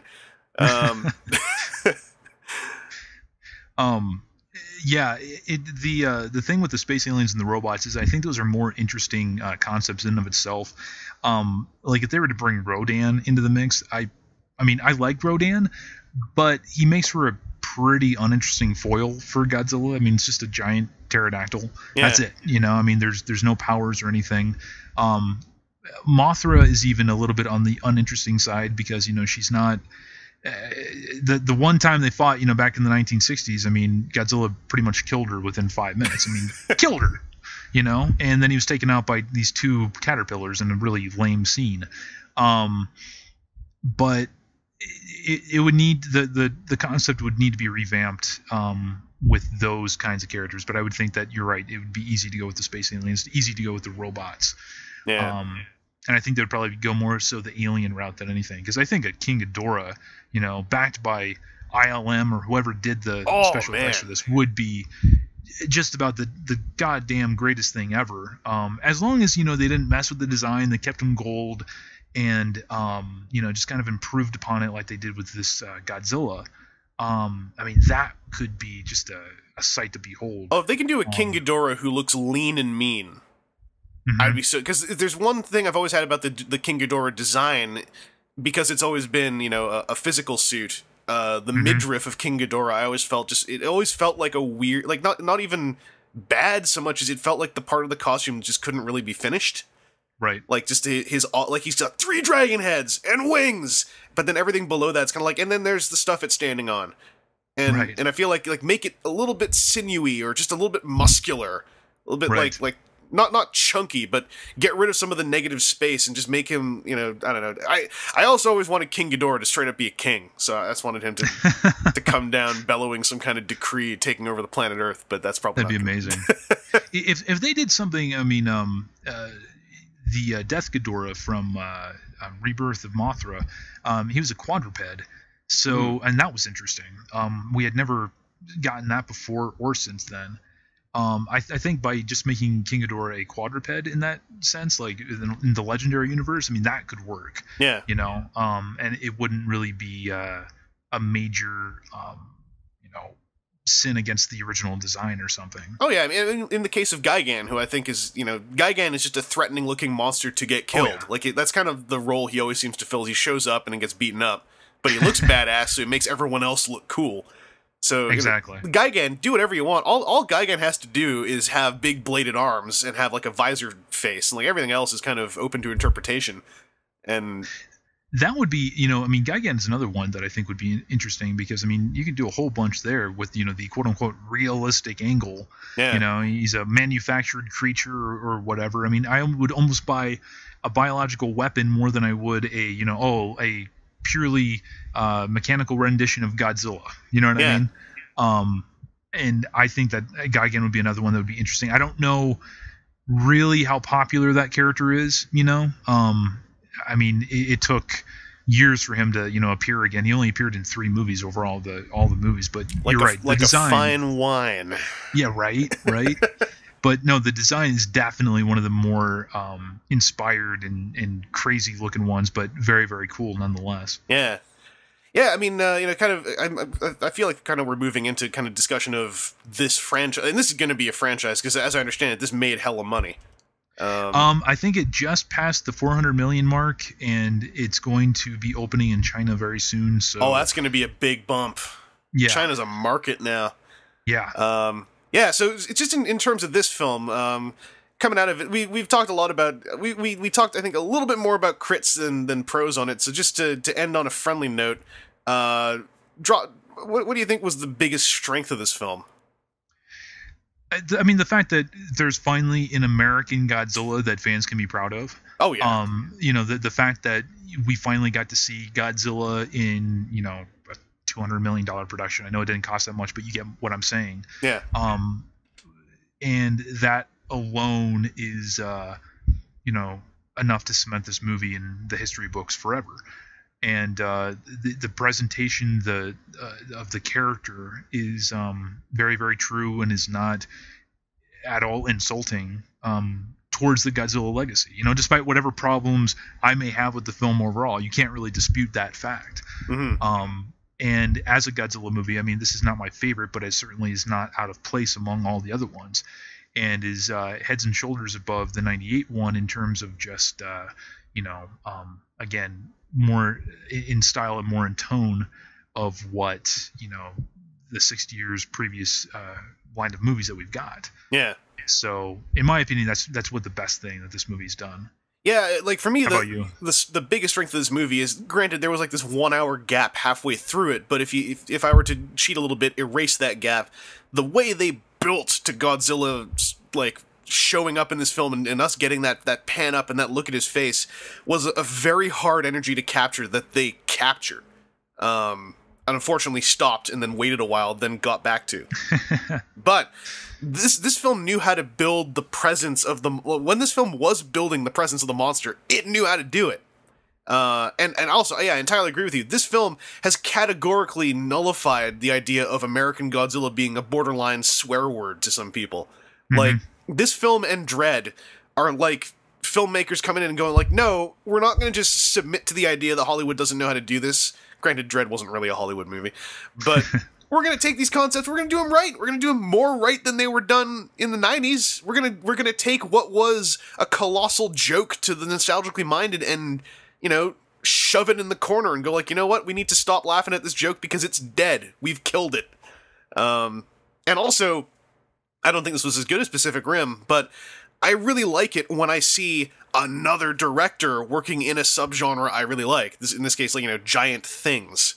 Right. And it wasn't Pacific Rim, but it's another creative working in this giant creature format that for a while Hollywood seemed to be treating like it used to treat comic book movies, like it's some kind of thing that's beneath us. We're gonna make Grown Ups 2 instead. It's much better use of our resources. So this is whether or not this turned out perfectly, this is a bit of a reinforcement of the validity of the idea of big budget films inside the system about giant monsters and giant robots and stuff.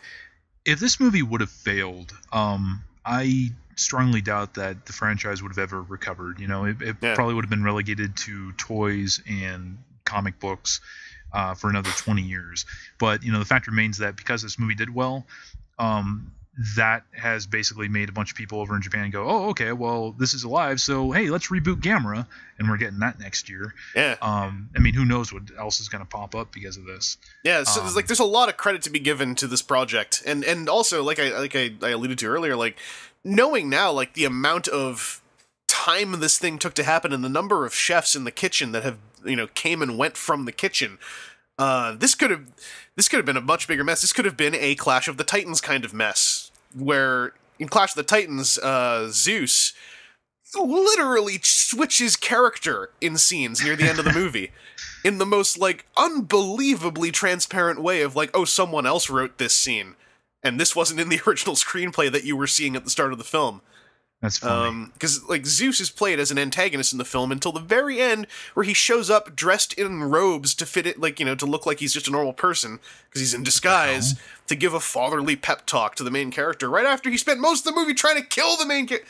And apparently that was all from rewrites. And Yeah, like a lot of movies that have this much meddling don't turn out as, as clean as this Godzilla movie did. Certainly, we've both said, this movie, you can pick apart bits of this all over the place, but at least you can pick apart bits of a cohesive body with that many writers involved. Exactly. Exactly. It could have been a hell of a lot worse. Yeah.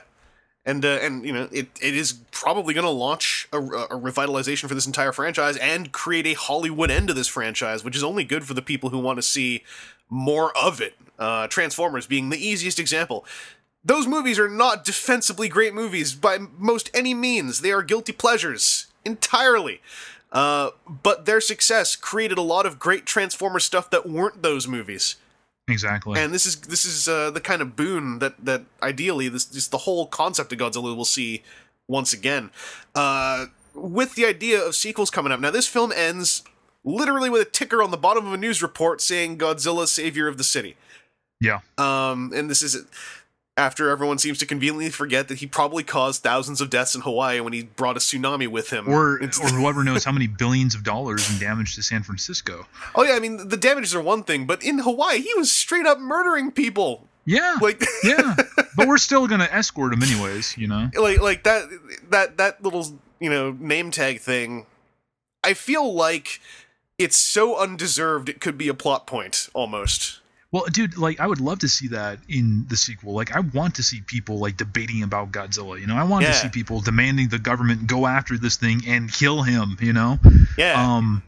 And he needs to be unpopular, I mean, he was cool for, 10 seconds, but now he's turned into an issue, and he might not even be doing anything to people, but, because of political pressure, a president might say, okay, well, we're going to go kill Godzilla.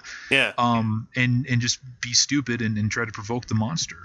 I would like to see that be a plot point. That would be really interesting. It would be interesting to see how the world is affected by his presence, because even in the Japanese movies, you never really see the world change at all. The same cities get destroyed, and the military never really ups their ante, not at least not until the 90s movies and stuff like that. Mm-hmm. And it will be interesting to see, kind of how, if they go a Pacific Rim route where they're like, hey, we're going to build a giant wall, or hey, we're going to build, which by the way, that was really stupid in Pacific Rim, or we're going to build an army of robots to take this guy down.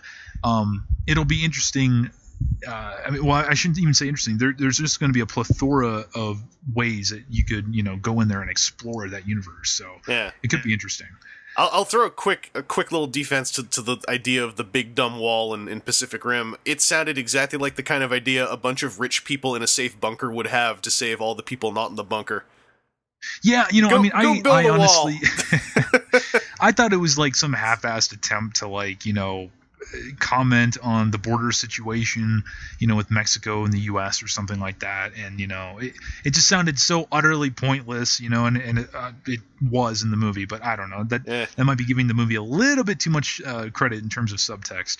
It struck me as the kind of thing where it's like, all right, world's doomed, people are dumb, how do we make them think they're safe because all the robots are getting ripped up? Yo, we're gonna build a wall, and also it means you all get jobs, and so all the dullards are like, yay! Point taken. And apparently a bunch of them fall off the wall later. I always wish that there was a bit more of the wall in that movie. As much as I don't care for it, it felt weird how much that wall got built up in the first 15 minutes, and then 25 minutes in, no one's talking about it. Yeah, and the Jaegers are still the best defense. Yeah, it's like Sydney's got wrecked, and the Australians are working for us now, and one of them's called Hercules, and that's pretty badass. If you call your kid Hercules, of course he's going to be ending up piloting a super robot. You're setting him up. Unless if it's Nutty Professor. Remember, Hercules. Oh, I forgot about that movie. I was better off too. Thanks. Now Well, I'm sorry. I had to dispel the fact that all people named Hercules should pilot giant robots. Well, they should, but we don't always get what should happen. Now, there was a movie where Eddie Murphy was a giant robot, if I recall correctly. Was there? Well, not like a giant robot on our scale, but he was like a construct being piloted by tiny people. I can't remember the name of the movie now, but I remember the trailer looked amazing, and then I forgot about it. I heard it wasn't very good. But Wow. the trailer, is there anything that guy hasn't done? The trailer played the concept that he was like this giant artificial human piloted by like a few hundred little like aliens. Oh my god. And so like we were giants to them, so they created a giant human robot to pilot around who was Eddie Murphy. And the concept of that on paper in a 2-minute trailer is pretty awesome. And then of course you hit the Hollywood system, and I think they tried to work like some kind of deep character story into it. I don't know. I might be completely wrong, by the way. If huge fans of that movie whose title I've forgotten out there are mad about this, like, let me know. There's an entire fandom that just got completely pissed off that you forgot the name of this movie. I love Eddie Murphy in like 70s Saturday Night Live sketches. He's awesome in those. Yeah. Yeah. In terms of this franchise, my main desire is for this franchise to be about the world and Godzilla and their relationship. The one thing I'm not very interested in is I don't really care what happened to Ford after all I know is Ford hooked up with his wife and his kid, ergo he's living happily ever after, give him that much and leave him alone. The only character I want to see return is I want to see Ken Watanabe for a few minutes here and there, and I want to see Bryan Cranston brought back as Jet Jaguar. That's about it. Otherwise, I don't see any value in trying to maintain a through line for these human characters. I feel like their function in these movies is to be our witness to the events of these giant monsters and their impact on the world. I would like to see characters that are more directly involved with the monsters, a la Serizawa, Ken Watanabe. There's no point in bringing back Ford. There's no point in bringing back, Elizabeth Olsen. There needs to be characters who, their jobs now are about these monsters, that's the era that in the movieverse, at least, that they're in, that before there were, no giant monsters, now there are. So you're going to have to get, guys who, maybe are more kind of antagonistic, scientists that, oh yes, we must kill Godzilla, and Watanabe's like, oh, we must save him, or something like that. Yeah, that's where the Serizawa character, I think, could still serve a solid function to, to the desires of a franchisable version of this world. Yeah. And I'm thinking about this, even like stepping it back onto what I want, just thinking about this in cold hard facts. There's no real gain in having anyone else show up from the previous movies. There and I mean certainly no. I would imagine no box office draw. You know what I mean? No one's gonna go like, I want to see Ford again. He's like the only actor with that superpower right now, as far as I know, is Channing Tatum, and he wasn't in this one. He might be in the next one. Who knows? I hope not. I hope not. Because, he caused an 8-month delay on G.I. Joe 2, almost single-handedly. And not even through his request. It was the test audiences saying, where's more Channing Tatum? Jesus Christ, I didn't even know that. That's why man, G.I. Joe 2 was so troubled. We're talking about troubled movies? Let's talk about G.I. Joe 2. That movie and that toy line were so troubled, and that is an example of when a movie gets troubled and erases a franchise. Because G.I. Joe, as a franchise, due to that whole debacle, and a few other things, but that debacle being like really the through line nail in that horseshoe, G.I. Joe is like it's beyond life support right now. Are you serious? Yeah, there is no G.I. Joe dedicated team at Hasbro right now. There hasn't been for a couple years. What happened? Just that movie? Well, they had a decent cartoon, but they had like the first movie, which was mildly successful. They have a decent cartoon which has little to do with the films. It gets put on hiatus after season 1 to see whether or not it should pursue looking more like the films by seeing how movie 2 does. Then movie 2 gets its date moved from summer 2012 to like early winter 2013. It gets bumped 8 months, and this is after they'd already produced and shipped a wave of toys. I remember seeing those things at Toys R Us. And they went straight to clearance because there was literally no media to tell anyone what they were in the greater public. That also being a great lesson in why toy lines often need media to even survive at Toys R Us. And so this movie came out months out of date after it already had a Super Bowl commercial saying it was going to come out in the summer. So they were just screwed. They were completely screwed.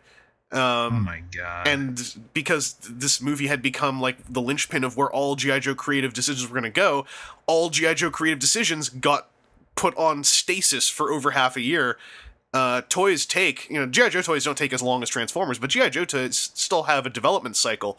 And it just, everything fell out of whack, and G.I. Joe fell off the map for long enough for people to forget what it was. And then G.I. Joe 2 came out in a really bad time for a huge summer blockbuster to come out, which is early in the year in January, February. And so no one cared about the toys even more. And yeah, right now, the only G.I. Joe product coming out, they have I think 10 figures and 4 vehicles, which are being moved into 50th anniversary packaging, because this year's also the 50th anniversary of G.I. Joe. And they're going out as a shared retail exclusive between Big Bad Toy Store and probably Toys R Us. And they aren't really 50th anniversary oriented toys. They are just toys that were ready to go. So they're being kind of rebranded as 50th anniversary. Oh my god. It's also telling that JoeCon recently happened and Hasbro was just not there. Because it wasn't... Really? Yeah, there was no team to send. So... Hasbro, this was the first year at JoeCon, Hasbro had 0 presence. Just because there was no imperative. There was no imperative, thus anyone who went would be going, for no gain for the whole company. And there's no dedicated G.I. Joe team, so anyone who went would be going outside of the purview of the projects they're currently working on. So yeah, it was, it was real messy. And it's a bummer because it's all timed with the 50th anniversary. And then one of the creators of G.I. Joe passed away the other month. Oh my gosh. So 2014 has been the worst year in G.I. Joe's entire life, quite possibly. I heard a little bit about the 50th anniversary repackaging stuff, but I didn't know it was that dire. And I mean, I might be getting some facts fudged here and there, and I do apologize if I've misled anyone by getting something wrong, but I feel like that's a great example of, like you said, if this Godzilla movie hadn't happened, this was the hedged bet. This was their G.I. Joe 2. Yeah. This was this movie was going to direct the course of the future of Godzilla for the next couple decades. And things went better in this case, because it has done gangbusters. Yeah, no, very much so. Very much so, and thank God. Yeah. Well, I mean, as I've said, I'm not a huge Godzilla fan, but I'm really happy for all you guys, because you guys have been in, a 10-year void since Final Wars? Yeah, I mean, that's what they were planning the entire time. But even, when the Millennium series started back up, I mean, it was exciting to get Japanese, Godzilla movies again. But even those movies started to suck towards the end. I mean, Godzilla vs. Mechagodzilla and Tokyo SOS were pretty boring by most Godzilla standards. And honestly, I'm not sorry to take this as an opportunity to bash Godzilla fans again, but I really think that as long as Godzilla is in the movie and as long as there's, new toys coming out and stuff like that, they're a pretty happy lot. They're not going to really bitch that much about if the movie's that boring or if it has its flaws or whatever. They'll be happy with whatever they get in terms of and this is a good majority of them, not everybody. But yeah, the past 10 years has been nothing but comic books, a couple video games, action figures. We had the Monster Arts that really revived kind of Godzilla collecting, because for a little while there, Bandai wasn't making anything new outside of what was appearing, on American toy shelves, which oftentimes weren't that good compared to their Japanese counterparts. But no, it's still pretty alive and kicking. The comic stuff that IDW puts out is extremely popular and in some cases extremely good.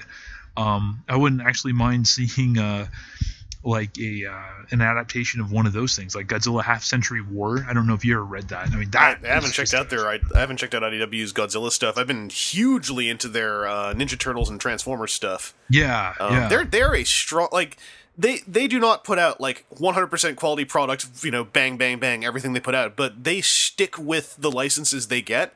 And when things aren't working, I find IDW, they're really fast. When things aren't working, they rotate the creatives and try to make something that does work. Yeah. And I'm glad to hear their Godzilla book is solid. Yeah, no, it's like I said, it's still going and people are buying it and more in love with Godzilla than ever, probably. Nice. So...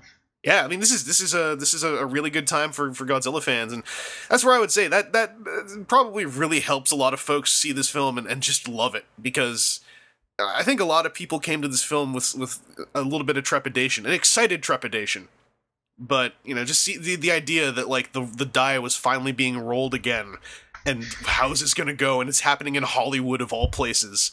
Yeah, you know, I mean, that was always the weird thing. And again, I apologize for bashing Godzilla fans. You know, I actually have friends that are Godzilla fans, but like at the Phoenix Comic-Con last year, there was this panel of kaiju movie talk, and everybody, I mean, the room was just overflowing with people, and everybody was so excited about Godzilla 2014. At this point, no trailers had been released or anything, you know. I mean, it was just, I mean, oh my god, it's going to be amazing. And it was just because of the fact that Godzilla was coming back. You know, let's forget, you know, Godzilla 98, you know, who cares, you know, if Hollywood's already tried to do this before, it's going to be amazing. And I think, again, just the fact that it was coming back and was another go at, you know, the franchise, that just got a lot of people just pumped. And no matter if it was, you know, going to be the greatest movie ever or just okay, they were going to love it no matter what, you know. But yes, and I can understand a separate podcast where I like bash Godzilla fans, because that's pretty fun to do. Well, I'll extend a bit of empathy here. I can understand where, you know, a real, almost like, I wouldn't call it blind, but like a very fandom driven love for something can happen, because, you know, I've gone through that myself with all kinds of things where I just love the source material so much that I put on like these really weird blinders when I see new material from it, and just love it when I see it. I love it, and then, you know, come out of it and try to give a bit more critical thought afterwards. But because I'm big on the idea of taking movies for what they are, rather than taking them as like just the concept of film. So you know, that's why I'll come at one movie much differently than I'll come at another movie. That's why, like, I'll go see Legion and hate it and hate myself while I'm watching it and wonder. And then it's even worse because I'm watching it by myself in a theater for a podcast on Henshin Justice, because Keith convinced me we're going to talk about Legion, and damn it, Keith! Oh my god! Still hold this against? Nah, I love you, Keith. But problems I have with Legion, one could say, well, why didn't you have those problems, say, with Transformers? And it's like, well, Transformers is like a permanent teenager who's friends with the U.S. military, given hundreds of millions of dollars to make his idea of a movie about giant robots turning into cars.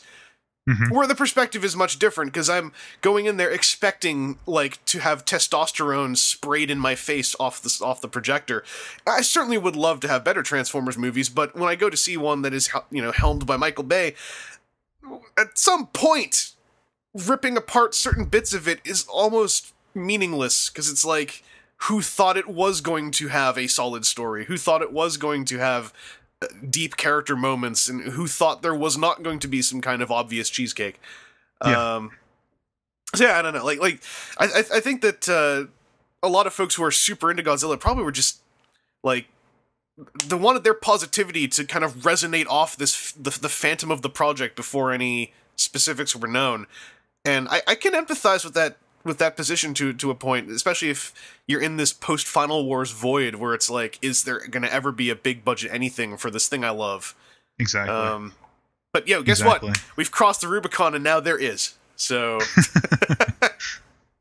going to be good times for a lot of folks. And I Gareth Edwards, it feels like someone who could show more improvement than, say, a Michael Bay, who is someone you see a Michael Bay film, and it's like, I doubt he's going to get any you know, quote unquote better than this. No, but the difference between Michael Bay and Gareth Edwards is the fact that, you know, Michael Bay has, you know, crafted a formula where he can make a bajillion dollars, you know, off of what he creates.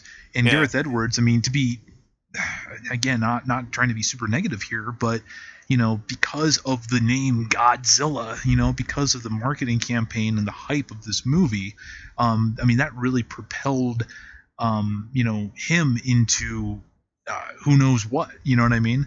And who's to say if the next movie's going to be, you know, that great? But he's going to have to change up his game if he's going to want to make another $400 million or, you know, whatever it is. But my hope is that the success of this film emboldens him to maybe put his foot down more. Just in this entirely hypothetical situation. But I am so certain now that he had voices in his ear through a lot of the production of this film.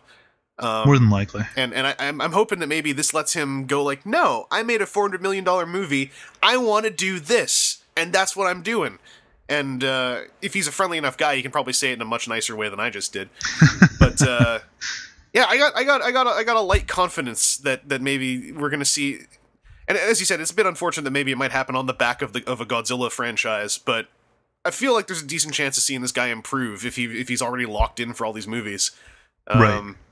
And hopefully he doesn't turn into a jerk in the course of it, but maybe. Oh, I doubt that. I really do think that he's just going to be a favorite by studios because I think he's going to be pretty easy to work with. Yeah. You know, I mean, I think that's one of the reasons why Disney kind of went for him. You know, I mean, this is a guy with, again, very strong visual effect backgrounds. Yeah. So at least with this Star Wars movie, you know, we know it's going to be very, you know, prequel trilogy-esque. You know, great special effects, but you know, wooden characters. I'm sorry, I had to throw that in there. Yeah, as long as he gets some solid fight scenes with lightsabers, I can take prequel style. Yeah, right. Give me Ray Park and just give me all the Ray Park scenes in episode 1, and I'm really enjoying myself. It also took like 15 minutes, but I had a great time. It's one of the worst decisions, killing Darth Maul in the first movie, but that's a whole nother podcast. Well, you know, slight spoiler. This is an old cartoon now, so I feel like we can talk about Clone Wars a bit, but Clone Wars fixed that. Yeah, I heard that they brought him back. I have not watched that show, but I keep on hearing that I should. So have I. I mean, the problem with the show is that it's enormous because there's like 7 or 8 seasons of it. So maybe 6. I might be wrong. There's a lot of it though. There's like triple-digit episodes, I believe. Oh my so God. And there are films, and so it's kind of like if you want to see it, you kind of need to start finding the hardcores and go like, all right, so what's the list of episodes I have to see? Because I just kind of read ahead, and the way they explain why they have Darth Maul in the later seasons of that cartoon is pretty good. It works entirely in the science of prequel Star Wars. Of course, and it's great because that was the biggest mistake of the prequels. Amidst whatever else you say, it's that there was no through line villain that you could really get behind. And, no, totally. Every movie had an action figure, you know. Yeah. And speaking of action figures, let's look at the merchandising end of this new Godzilla film. So we've got, there's the NECA figure. It's out there. It's a $20 spend if you just want a Godzilla, right? Yeah. But on the higher end, we got Monster Arts also kind of coining maybe the long-term name for this Godzilla. They've got their Legendary Godzilla coming out. Is that what they're calling it? Yeah. It seems like Bandai of Japan is referencing this guy as Legendary Godzilla because it's a prefix. It references the studio, and it sounds cool. Gotcha. I mean, it sounds better than, American Godzilla or Godzilla USA or something like that. Legendary Godzilla I can live with. Yeah, I have a suspicion that's going to end up being the nomenclature for this guy in the long term. But so I mean, we've got our NECA toy, we've got our high-end Monster Arts toy. But is there anything from the merchandise for this film you've seen yourself that really caught your eye? I mean, you got some of the gimmicky stuff like the Atomic Roar Godzilla, which is really stupid. It costs way too much. Yeah. But it's still, the gimmick is nifty in of itself. You have the Jack Pacific Godzilla, the giant one, a couple little things here and there. But, what's cool about the NECA stuff is I guess they also are going to be releasing other Godzilla toys later down the line that aren't from this movie. That's their goal, yeah. Yeah, and I think that's great because, Bandai hasn't produced any new Godzilla toys for years in terms of vinyl, outside of the stuff that appears here in the States.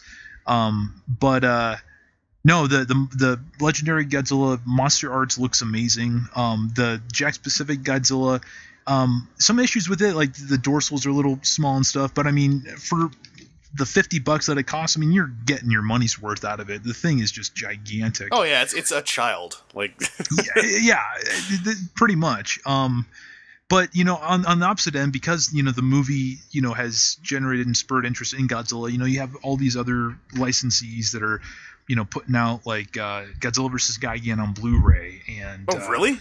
Oh yeah, and it looks amazing. Oh, I gotta get that.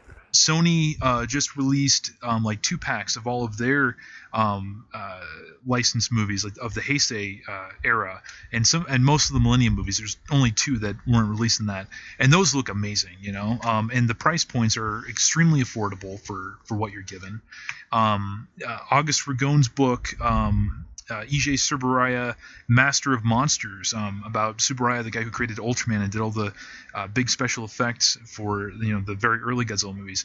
That book got a re-release and is extremely good, filled with photographs and filled with information, and that's just stuff that we don't generally get, Yeah, so. Yeah. It is a great time to be a collector. I mean, whether it's just G14 merchandise or outside of that fact.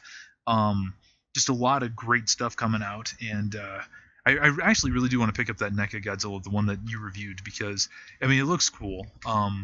And I would like to have like an actual decent figure of that creature, not just the Atomic Roar Godzilla, which looks kind of goofy, or the big one that I still have in the box because I don't have any room for it otherwise. Well, the Atomic Roar Godzilla, just in its defense, and but also basically agreeing with you, it's the most delightful Godzilla toy I've ever seen. Oh yeah, it's I can't believe how much money it costs. But dude, it's retarded. It's like I said, $40. At least here in the States. When I saw it, I was expecting 18, maybe 25 because of the electronics. When I saw the price, I was like, "You gotta be kidding me!"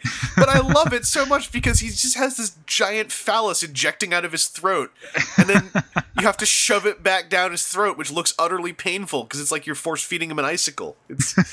It's a really glorious little toy because it's like, this is the essence of toy. This is a beefy little Godzilla. He belches out an atomic roar that doesn't actually leave his mouth, and you push it back in. I'm sorry. I'm going to take this opportunity to go ahead and make fun of the Godzilla fans again. Did you ever see there was speculation when this figure first released that Godzilla would unhinge his jaw like a snake to breathe his fire in the movie? I did not know that was speculated. I just assumed that was a reality of like the toy not being made of rubber. Yeah. I mean, not just an engineering fault or something no. They actually speculated that in the movie he would unhinge his jaw to fire his fire. Speaking of which, actually, I just realized we didn't really bring it up, but I do want to give some props. The moment on the atomic breath was pretty legit. I thought the build-up was decent. Yeah, although, and this is my fault, I set myself up for different expectations, so I was a bit disappointed because they made such a big deal about the Mutos eating nukes. I thought Godzilla was going to like snatch the nuke out of their mouth and eat it himself, and that would give him the atomic breath power.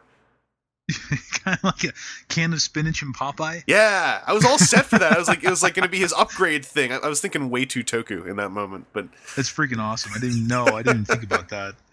So I spent the whole movie I don't know why I got so stuck in it, but I spent the whole movie going like, he's going to eat a nuke. He's going to eat the nuke that was meant for them, and he's going to use to breathe atomic breath and wipe him out. And then when he just sort of did it, I was like, well, I guess that's cool too. I thought that moment was pretty cool. I mean, I'm glad they just kept the fire as blue and all that stuff. I mean, just these little things that shouldn't be changed. But no, I thought it was well done, that scene. And then of course when he's blown open the Muno's mouth and stuff, or blowing it down his throat was nifty. But because you were talking about the large Jakks Pacific Godzilla, in terms of giant Godzilla toys, which feel like Godzilla is the one place where I feel like that's the mandatory time to have a giant toy. Right. So Jakks have theirs. NECA are planning to put out their version, which is going to be I don't know if it's going to be as big as that. It's going to be like 2 feet long, I think. Really? Whenever NECA does a small toy, they also do a large version of it. They have this whole line of quarter scale figures, but they also did like this, kind of sucks, but they did this upscale Gypsy Danger. Dude, those things go for like hundreds of dollars. Yeah, and they actually look kind of cool, but it looks good, but on an engineering level, it frustrates me in a few ways. Really? But this is going into more of a discussion of just like the troubles that NECA faced doing the Pacific Rim toys. Which thankfully, because Godzilla is a more surefire thing being an existing property, they don't seem to be in any kind of position to have to worry about anything. Right. But they're doing a large Godzilla as well, which is probably going to have a lot of mirrored engineering from the small one. And I think it has the roar. Which will be nice because the Jakks Pacific one does not. Yeah, and I saw in a lot of the videos that it looks like it was gonna. And I'm guessing by nixing the sound box, they were able to keep the price under 50 or around 50. Yeah, which must have been a goal, like on a PowerPoint slide somewhere. But yeah, actually, I don't mean to keep going back to the film. Just little things I realized I wanted to bring up. The roar, because that had its own whole big saga online in the pre-production of the film. How did you, just as a long-time hardcore, how'd you feel about the new roar? When I first heard it in the trailers, I thought it sounded very just typical Hollywood. Making it kind of sound that whale-ish giant, titan that doesn't really have much of a I don't really know how to describe it other than the fact that it just sounds kind of bland. Like most Hollywood monsters nowadays sound pretty bland, but hearing it more and stuff, I mean, it's about as true to the original roar as you can possibly make it in the Hollywood setting without just using like the original roar, without modifying it a little bit like they did in the 98 one, you know? So I am a fan of it, and I think that they did a pretty outstanding job with it. I would have liked to have seen a little bit more variation in the voice, but I think, you know, it works. It definitely works. Yeah, I adore how the sound designers just went full on sound design geek on that roar. Yeah. Just I love that they made a featurette out of that. That's the kind of thing that I love to see is we're gonna make a spectacle out of this otherwise somewhat mundane aspect of production because this particular sound effect has so much history. And you know, and that's really nice that again they respected that sound, you know, just like they respected the design, and they weren't just like, okay, well, you know, it just kind of sucks, so let's just redo it ourselves because, you know, the way the Yankees do everything is better than whatever the Japanese came up with. And then some guy's like, did you just call me a Yankee? That's what we get for hiring a stupid Canadian on the team. I mean, but that's always been the mantra with the American filmmakers. I mean, even Roland Emmerich wanted to change the roar, but they couldn't find anything that would work, so they just stuck with the original. At least that's what I've heard. But at least with this, it's like, you know, hey, let's you know, redesign this for a more modern age, and you know, the fact that you said, you know, go full on sound geek with it and make a complete, you know, featurette out of it or something. I mean, it's a pretty big deal. Yeah. Oh, for sure. And I mean, that whole story about them also like playing it in the lot to see like how far it could go. Yeah. I thought that was awesome. Yeah. Those are some people having fun. The respect that they showed for the character and for the franchise in this movie is just heads and shoulders above anything else. But I also think that we live in a time where that's what is expected of studios, you know. You know, people expect you to respect a franchise like, you know, Batman or something like that, and to not treat them like idiots. Like, I mean, look at what Godzilla 98 did, you know, look at what 90s Judge Dredd, you know. Yeah, exactly. We're in that era now where it's like, you know, hey, or Planet of the Apes even. I mean, look at, you know, Rise of the Planet of the Apes compared to Burton's Planet of the Apes, you know. It's night and day. Yeah, and that's one of the advantages nowadays of having, like, you know, not even using the word nerd or geek, just we have second, third, even some fourth generation enthusiasts now. Where people going into positions of creative power are those enthusiasts who were into that stuff back when no one cared in the producer setting. Definitely. So yeah, it's great that it's become expected now, almost. Like I don't want to have it become like taken for granted, even though it's going to unconsciously become that way to a certain degree in time. Right. But yeah, just the idea that everything done has some level of respect behind, even if it's a misguided respect, as long as the intent is there, it just feels better than, you know, hey, can you make Hellboy green and he only turns into Hellboy when he gets mad, you know? Exactly. And just, I guess, just as a final major topic in the top of my head here that I've had on my non-existent notepad, looking sideways. So we've got Pacific Rim, which didn't do poorly, but didn't do amazingly. But from the same studio, we've got the $400 million Godzilla franchise now. This is clearly going to make a lot of people with too much money ready to make their own giant monster films. And ignoring the fact that Transformers already opened the door a little bit for giant robot type stuff. What do you think might show up in the Hollywood scene for better or for worse? Like, for instance, do you think Gamera might have a shot at some kind of American take in light of Godzilla? I do not. To tell you the truth, you know, the only good films that ever came out of Gamera, like solidly good films, because I really do love that franchise, every single one of them. Yeah. But it was the 90s movies, the 3 90s movies that were really, really good. I don't mean to be pessimistic, but, you know, Pacific Rim, it did good with, you know, geeks and stuff like that, nerds who really, really like that. It didn't do that great a business here. I mean, Godzilla, you know, got $400 million, but they're really going to have to be careful with number 2, because I can kind of see that just failing a la, you know, Star Trek Into Darkness, a la, what was the second Bond movie that came after Casino Royale? Quantum of Solace. Yeah, and then they just, you know, that was just shitty ass reviewed, and then all of a sudden, you have a Skyfall, which everybody just loved.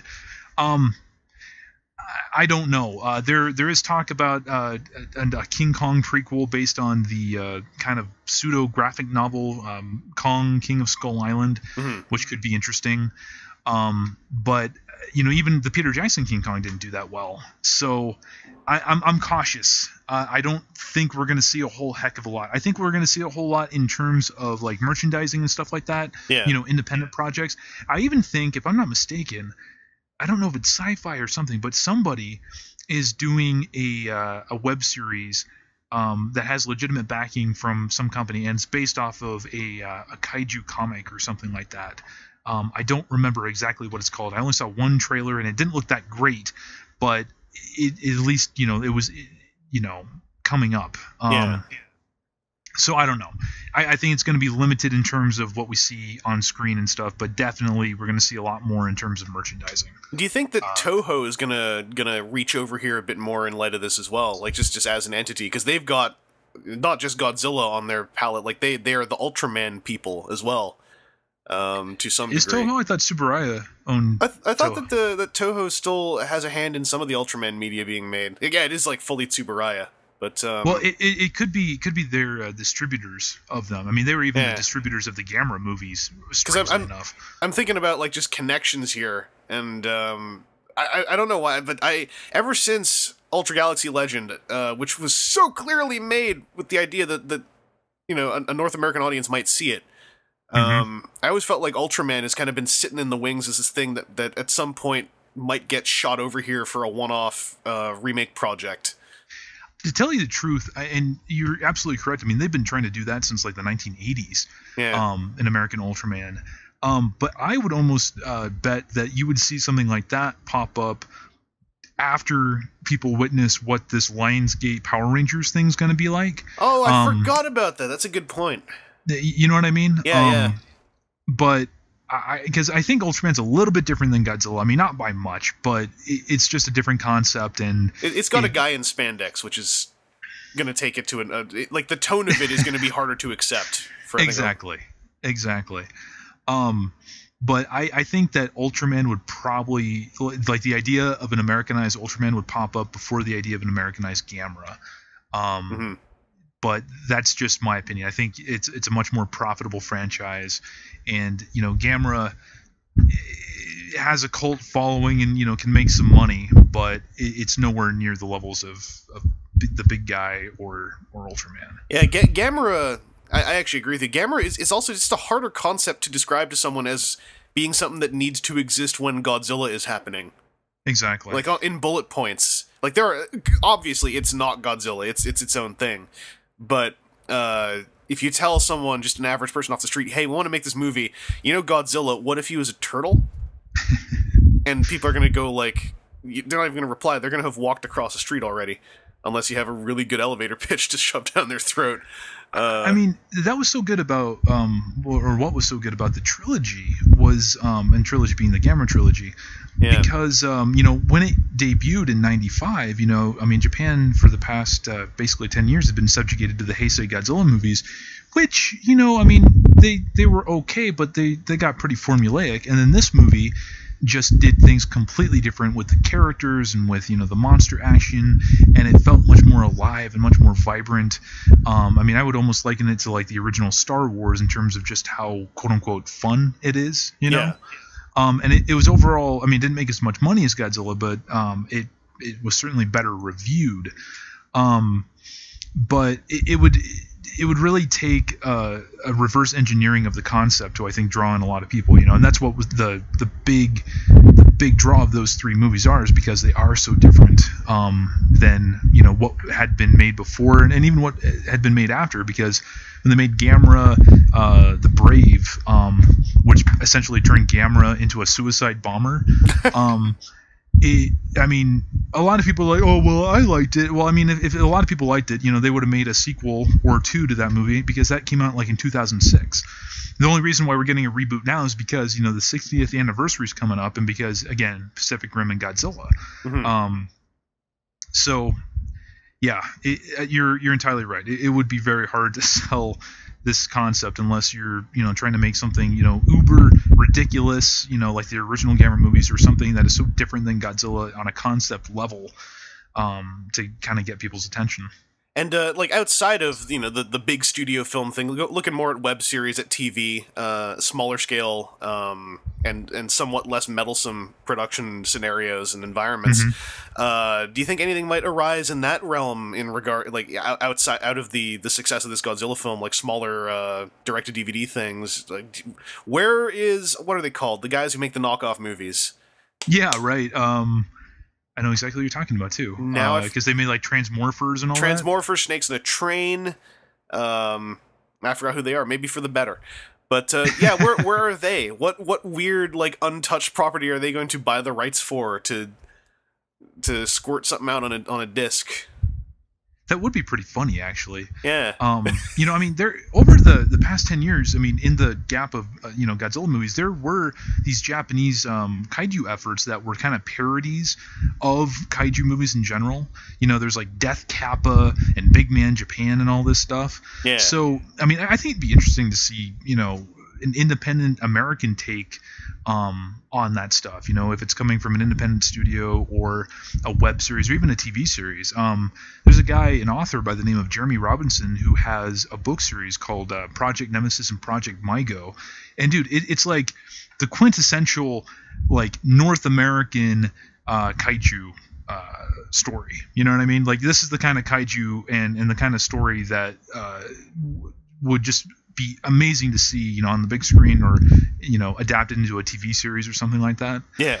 And I would hope to see something along those lines, but who knows? Or even seeing independent filmmakers, fan filmmakers take on the Godzilla franchise. It's been done before, but never to a degree of like, oh man, Chris, did you see that one Godzilla film that this kid did? Where he, did the CGI stuff. But Godzilla did a backflip, and there was a huge trampoline. It was sick. Because the main point behind a lot of these questions are that we have a $400 million movie now in a genre that's gone. It's been a little quiet for quite a while, and Godzilla is not the icebreaker, but it's the monetary icebreaker, I think. Definitely. So yeah, like it's going to be the thing that influences a lot of people who can't think of a thing to make. Like, for the classic, it's dying off now, but for many years, the classic I don't want to watch it indie movie was someone coming up to you saying, "Hey, I made this movie with zombies in it," and you'd go like, "Yeah, that's great," and you just sort of walk out of the room. I wouldn't mind seeing just a giant monster thing become maybe a fad for a year or two.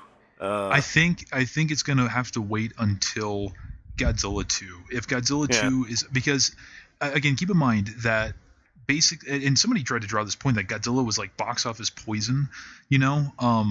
The 98 movie, it was critically just destroyed, but it made money, but nobody was enthusiastic to make sequels to that. Yeah. When Godzilla 2000 was released here, granted that was a much smaller scale movie, but I think it only made like maybe a little over 10 million nationwide, which I think was still considered a success for what it was. But if the next movie, pulls in 600 million, then I think people are going to, it's kind of like the Marvel thing, you had Iron Man 1, which was, really, really good, but what else is there? And as soon as you have, 2, 3, 4 movies, and then Avengers, then all of a sudden everyone's like, oh my God, it works, so let's go for it. Yeah. So if the next movie can work as well as the last one, I think people are going to be, much more willing to jump into that pool.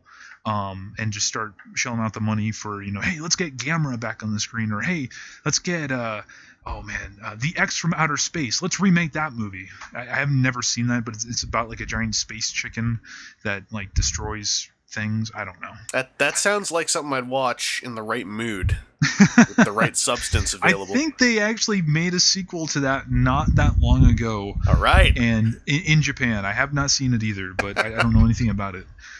I'm hoping that if this Lionsgate Power Rangers thing works, that someone just they pull all the stops out and we get our remake of Inframan. That's what really needs to happen. Oh my god! I don't know where the Inframan rights are right now, but yeah. Oh dude, I would kill to be able to direct that movie. That would be amazing. Do you realize how? All I want a good Inframan action figure, and I'll be happy for a long time. I thought they made one. I think there is one floating around somewhere, but it's not something that's easily found. Okay. I just want to see I don't really like Metacom that much, but I wouldn't mind seeing a Metacom style like 6-scale Inframan, or even just like a 6-inch figure. Just make him posable, give him Thunderball fists, and I'll be happy. Dude, I would buy that. I was so happy when I bought that movie on DVD. Like, oh man, have you bought that on DVD yet? I have to get the DVD still. I've owned it on VHS for a while because I rented it a whole lot from a Blockbuster, and when that Blockbuster closed, I bought their copy of it. I had rented so many times. That's amazing. Dude, that would be I would pay good money for an Inframan toy. Yeah. Like that would be something I would invest in. And that would be amazing to actually see. I can imagine like an independent studio picking that up. You know what I mean? Yeah. And putting that out. Because I mean that's such an obscure title that I would imagine the rights would be fairly cheap by movie standards to pick up. Yeah. But I don't want to get too far off this track because this is very Lionsgate Power Rangers type talk, and no one even knows what that movie is yet. No. But at the same time, I mean, it kind of fits in with the genre of Godzilla, though. You know what I mean? To a degree, yeah. He gets big. And it's, I mean, and we can also liken Godzilla to Transformers, you know, a little bit, you know, giant robots, you know, giant destruction scenes and stuff like that. So, yeah. But we'll see what happens. It'll be interesting. I mean, and we've got Transformers 4 dropping in just a couple weeks, and I think it's pulling a new length record for Transformers films. It's going to be just over 2.5 hours long. Oh my god, are you serious? Yeah, every single time they get longer, I'm just like, what? All right, I guess, sure. Because that length isn't going to go into any kind of character scenes. That length is all going to go into the final set piece. So, because the last one, Dark of the Moon, had like a 40-minute long final set piece. So I guess this one's going to go for like maybe a full hour or something. I don't know. That would be incredible. Go for it. That's what IMAXs are for. That and seeing the universe. Of course. So just looking back on this Godzilla 2014 one more time, because I was kind of loading a lot of the topics here. Is there anything else about it you want to drop? Anything you want to say? Anything? We got the Godzilla police on the way here, apparently. But yeah, I hear it. That's all right. They're coming for my fandom card. They don't know that I don't have one. So you know, it's funny. As we were recording this podcast, I got a notification that oh hey, new comment left on your video of Godzilla 2014, your review, and the comment said, and I quote, "You guys all suck. You have no rights to call yourself Godzilla fans." Well, there you have it. I mean, yeah, right. As opposed to anything else to say, no. I mean, we covered pretty much all the bases, and I will again just state that this movie I had a lot of problems with, but overall, I'm glad it did well. I'm glad what it did well in terms of the movie, and I mean, it has ensured us that this franchise will move forward, hopefully into exciting new times, and hopefully will be the beginning of something new. You know what I mean? A new age of kaiju flicks and stuff, because we haven't really had that since the 90s, and it's been about 20 years or so since like Godzilla like 95, Destoroyah, I mean. So yeah, see what happens. Hey, legendary Destoroyah, why not? Oh, Jesus. That would actually, you know what? I mean, it wouldn't be a bad choice. I mean, design-wise, that would be incredible. Yeah. And that monster is something I'm not, supremely attached to, so if they tried to go, something different with it, I wouldn't be opposed to it. Cover him in skulls. Get the death motif across even more. Right? Yeah, I haven't got too much else to add off the top of my head here. I hope that those of you listening, had a good enough time. I'm sorry that I wasn't able to bring in someone who was more super positive on the film. I didn't want to like crowd up the call too much. I don't feel like we were being entirely unfair at all, and you're gonna get so much hate comments, dude. You have no idea. And we both have. They're gonna be like, Chris, you're fine, but why the hell did you get this asshole on here who makes fun of Godzilla fans and is really not a big fan of Godzilla the movie at all? Because I kind of liked it to a degree, so I was able to foil on him a little bit. I think that I don't know, because at the end of the day, both of us are pretty median on the film anyway. So I feel like we didn't really have an agenda going into this. Which is part of the reason why I didn't tell you what I thought of the film, because I was like, I don't want to set you up at all. Like, we're just gonna come in here and have a nice. I just, you know what? To be perfectly honest, I kind of figured you would think it was okay, because honestly, if you'd been like, Matt, I love this movie, it would have been a much more different podcast. I think. Oh yeah. It would have been hella interesting though.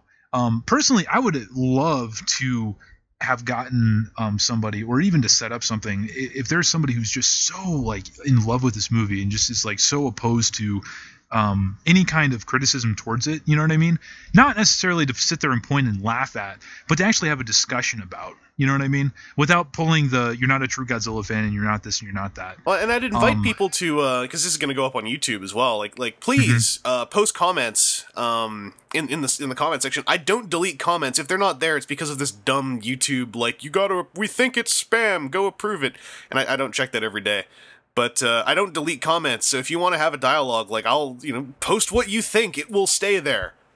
Even if you just post that, you think that we're a pair of godless heathens or something like that. I don't delete... Well, at least one of us is. I don't know about you, Chris. You're a god to a lot of these people. I don't... And to me, too. Oh, it's just part of my horrible hubris. Like, just one day it's all going to come crashing down.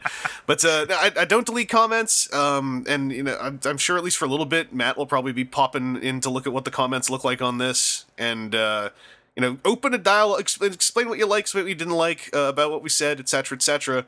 Because this is a very important film in a lot of ways. So it really warrants having a discussion beyond I liked it, I didn't like it. It's worth pulling apart a little bit here and there, just seeing what makes it tick, and like we were doing, seeing what really worked that we hope moves on into the sequel of this film. You got to take the best of this and enhance it, and take the bad parts and leave them behind in the first one. So please engage in the comment section, and feel free to disagree with everything we're saying, because I think that a lot of the candor of discussion about this film has been a little bit vitriolic, like not in the good or bad way, just in the way people are interacting with each other. So I agree. Yeah, just let's have a discussion. At the end of the day, to deconstruct it a bit, it is a movie, so it's not life or death whether or not we're going to disagree about it. Chris, if there's one thing that you're not aware of, is that Godzilla is serious business.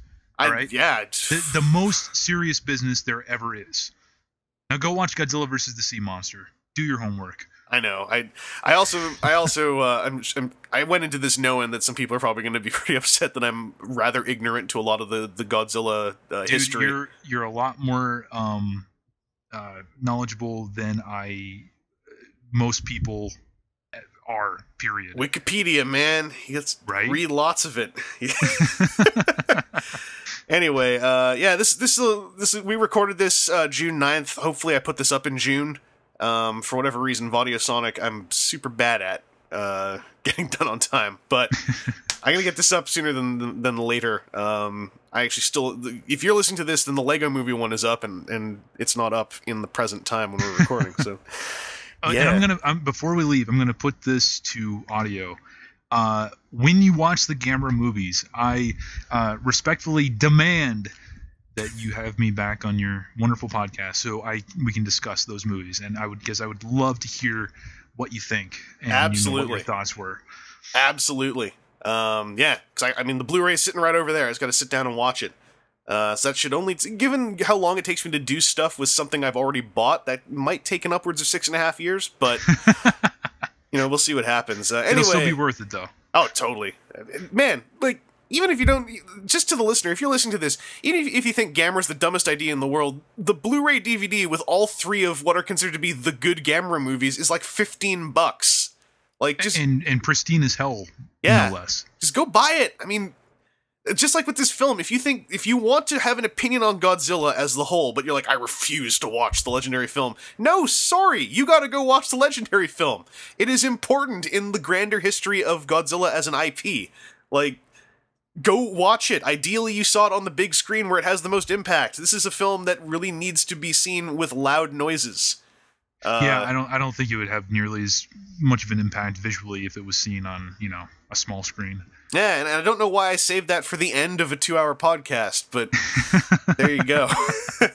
Anyway, if you're listening to this, you probably already know where to find me. So, Mr. Matt Burkett, where can people find you? Over on YouTube at Third Act Films.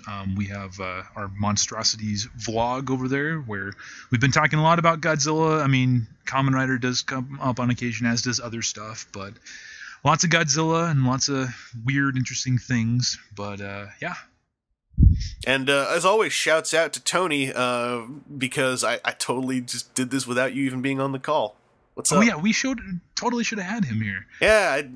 Oh well. Because he would have totally been telling me to shut the hell up the whole time. He's actually the guy knows his stuff. He's really. a Baltan though. I mean, he's a great guy, dude. I bought some Gamera figures from him last year, and holy crap, amazing. Yeah, amazing. He's one of the folks that I tend to watch on Twitter when anything involving the kaiju end of things is going on. And also, I learned that I'm allowed to call Godzilla a kaiju. I thought that was going to get people mad, but I got some comments saying that you're allowed to do that. Why did you think it would get people mad? I don't know. I just assumed that there was some kind of unwritten rule, but because some people said, well, some people refer to him as a daikaiju, not a kaiju, and I was thinking I was just going to get something thrown in my face, but no, turns out you can call him a kaiju. Yeah, it's interchangeable nowadays. Yeah. The only people that get really upset about the whole kaiju thing is the people that are like, oh well, you're just being like a hipster because you're calling them kaijus. They're giant monsters, Why call them kaiju? But they're not real fans. Yeah. Or whatever. Real fans say Megazords. Exactly. Godzilla is the best Megazord. So thanks for tuning in, everybody, and have a good one. Adios. Scree-onk! And I'm gonna push stop.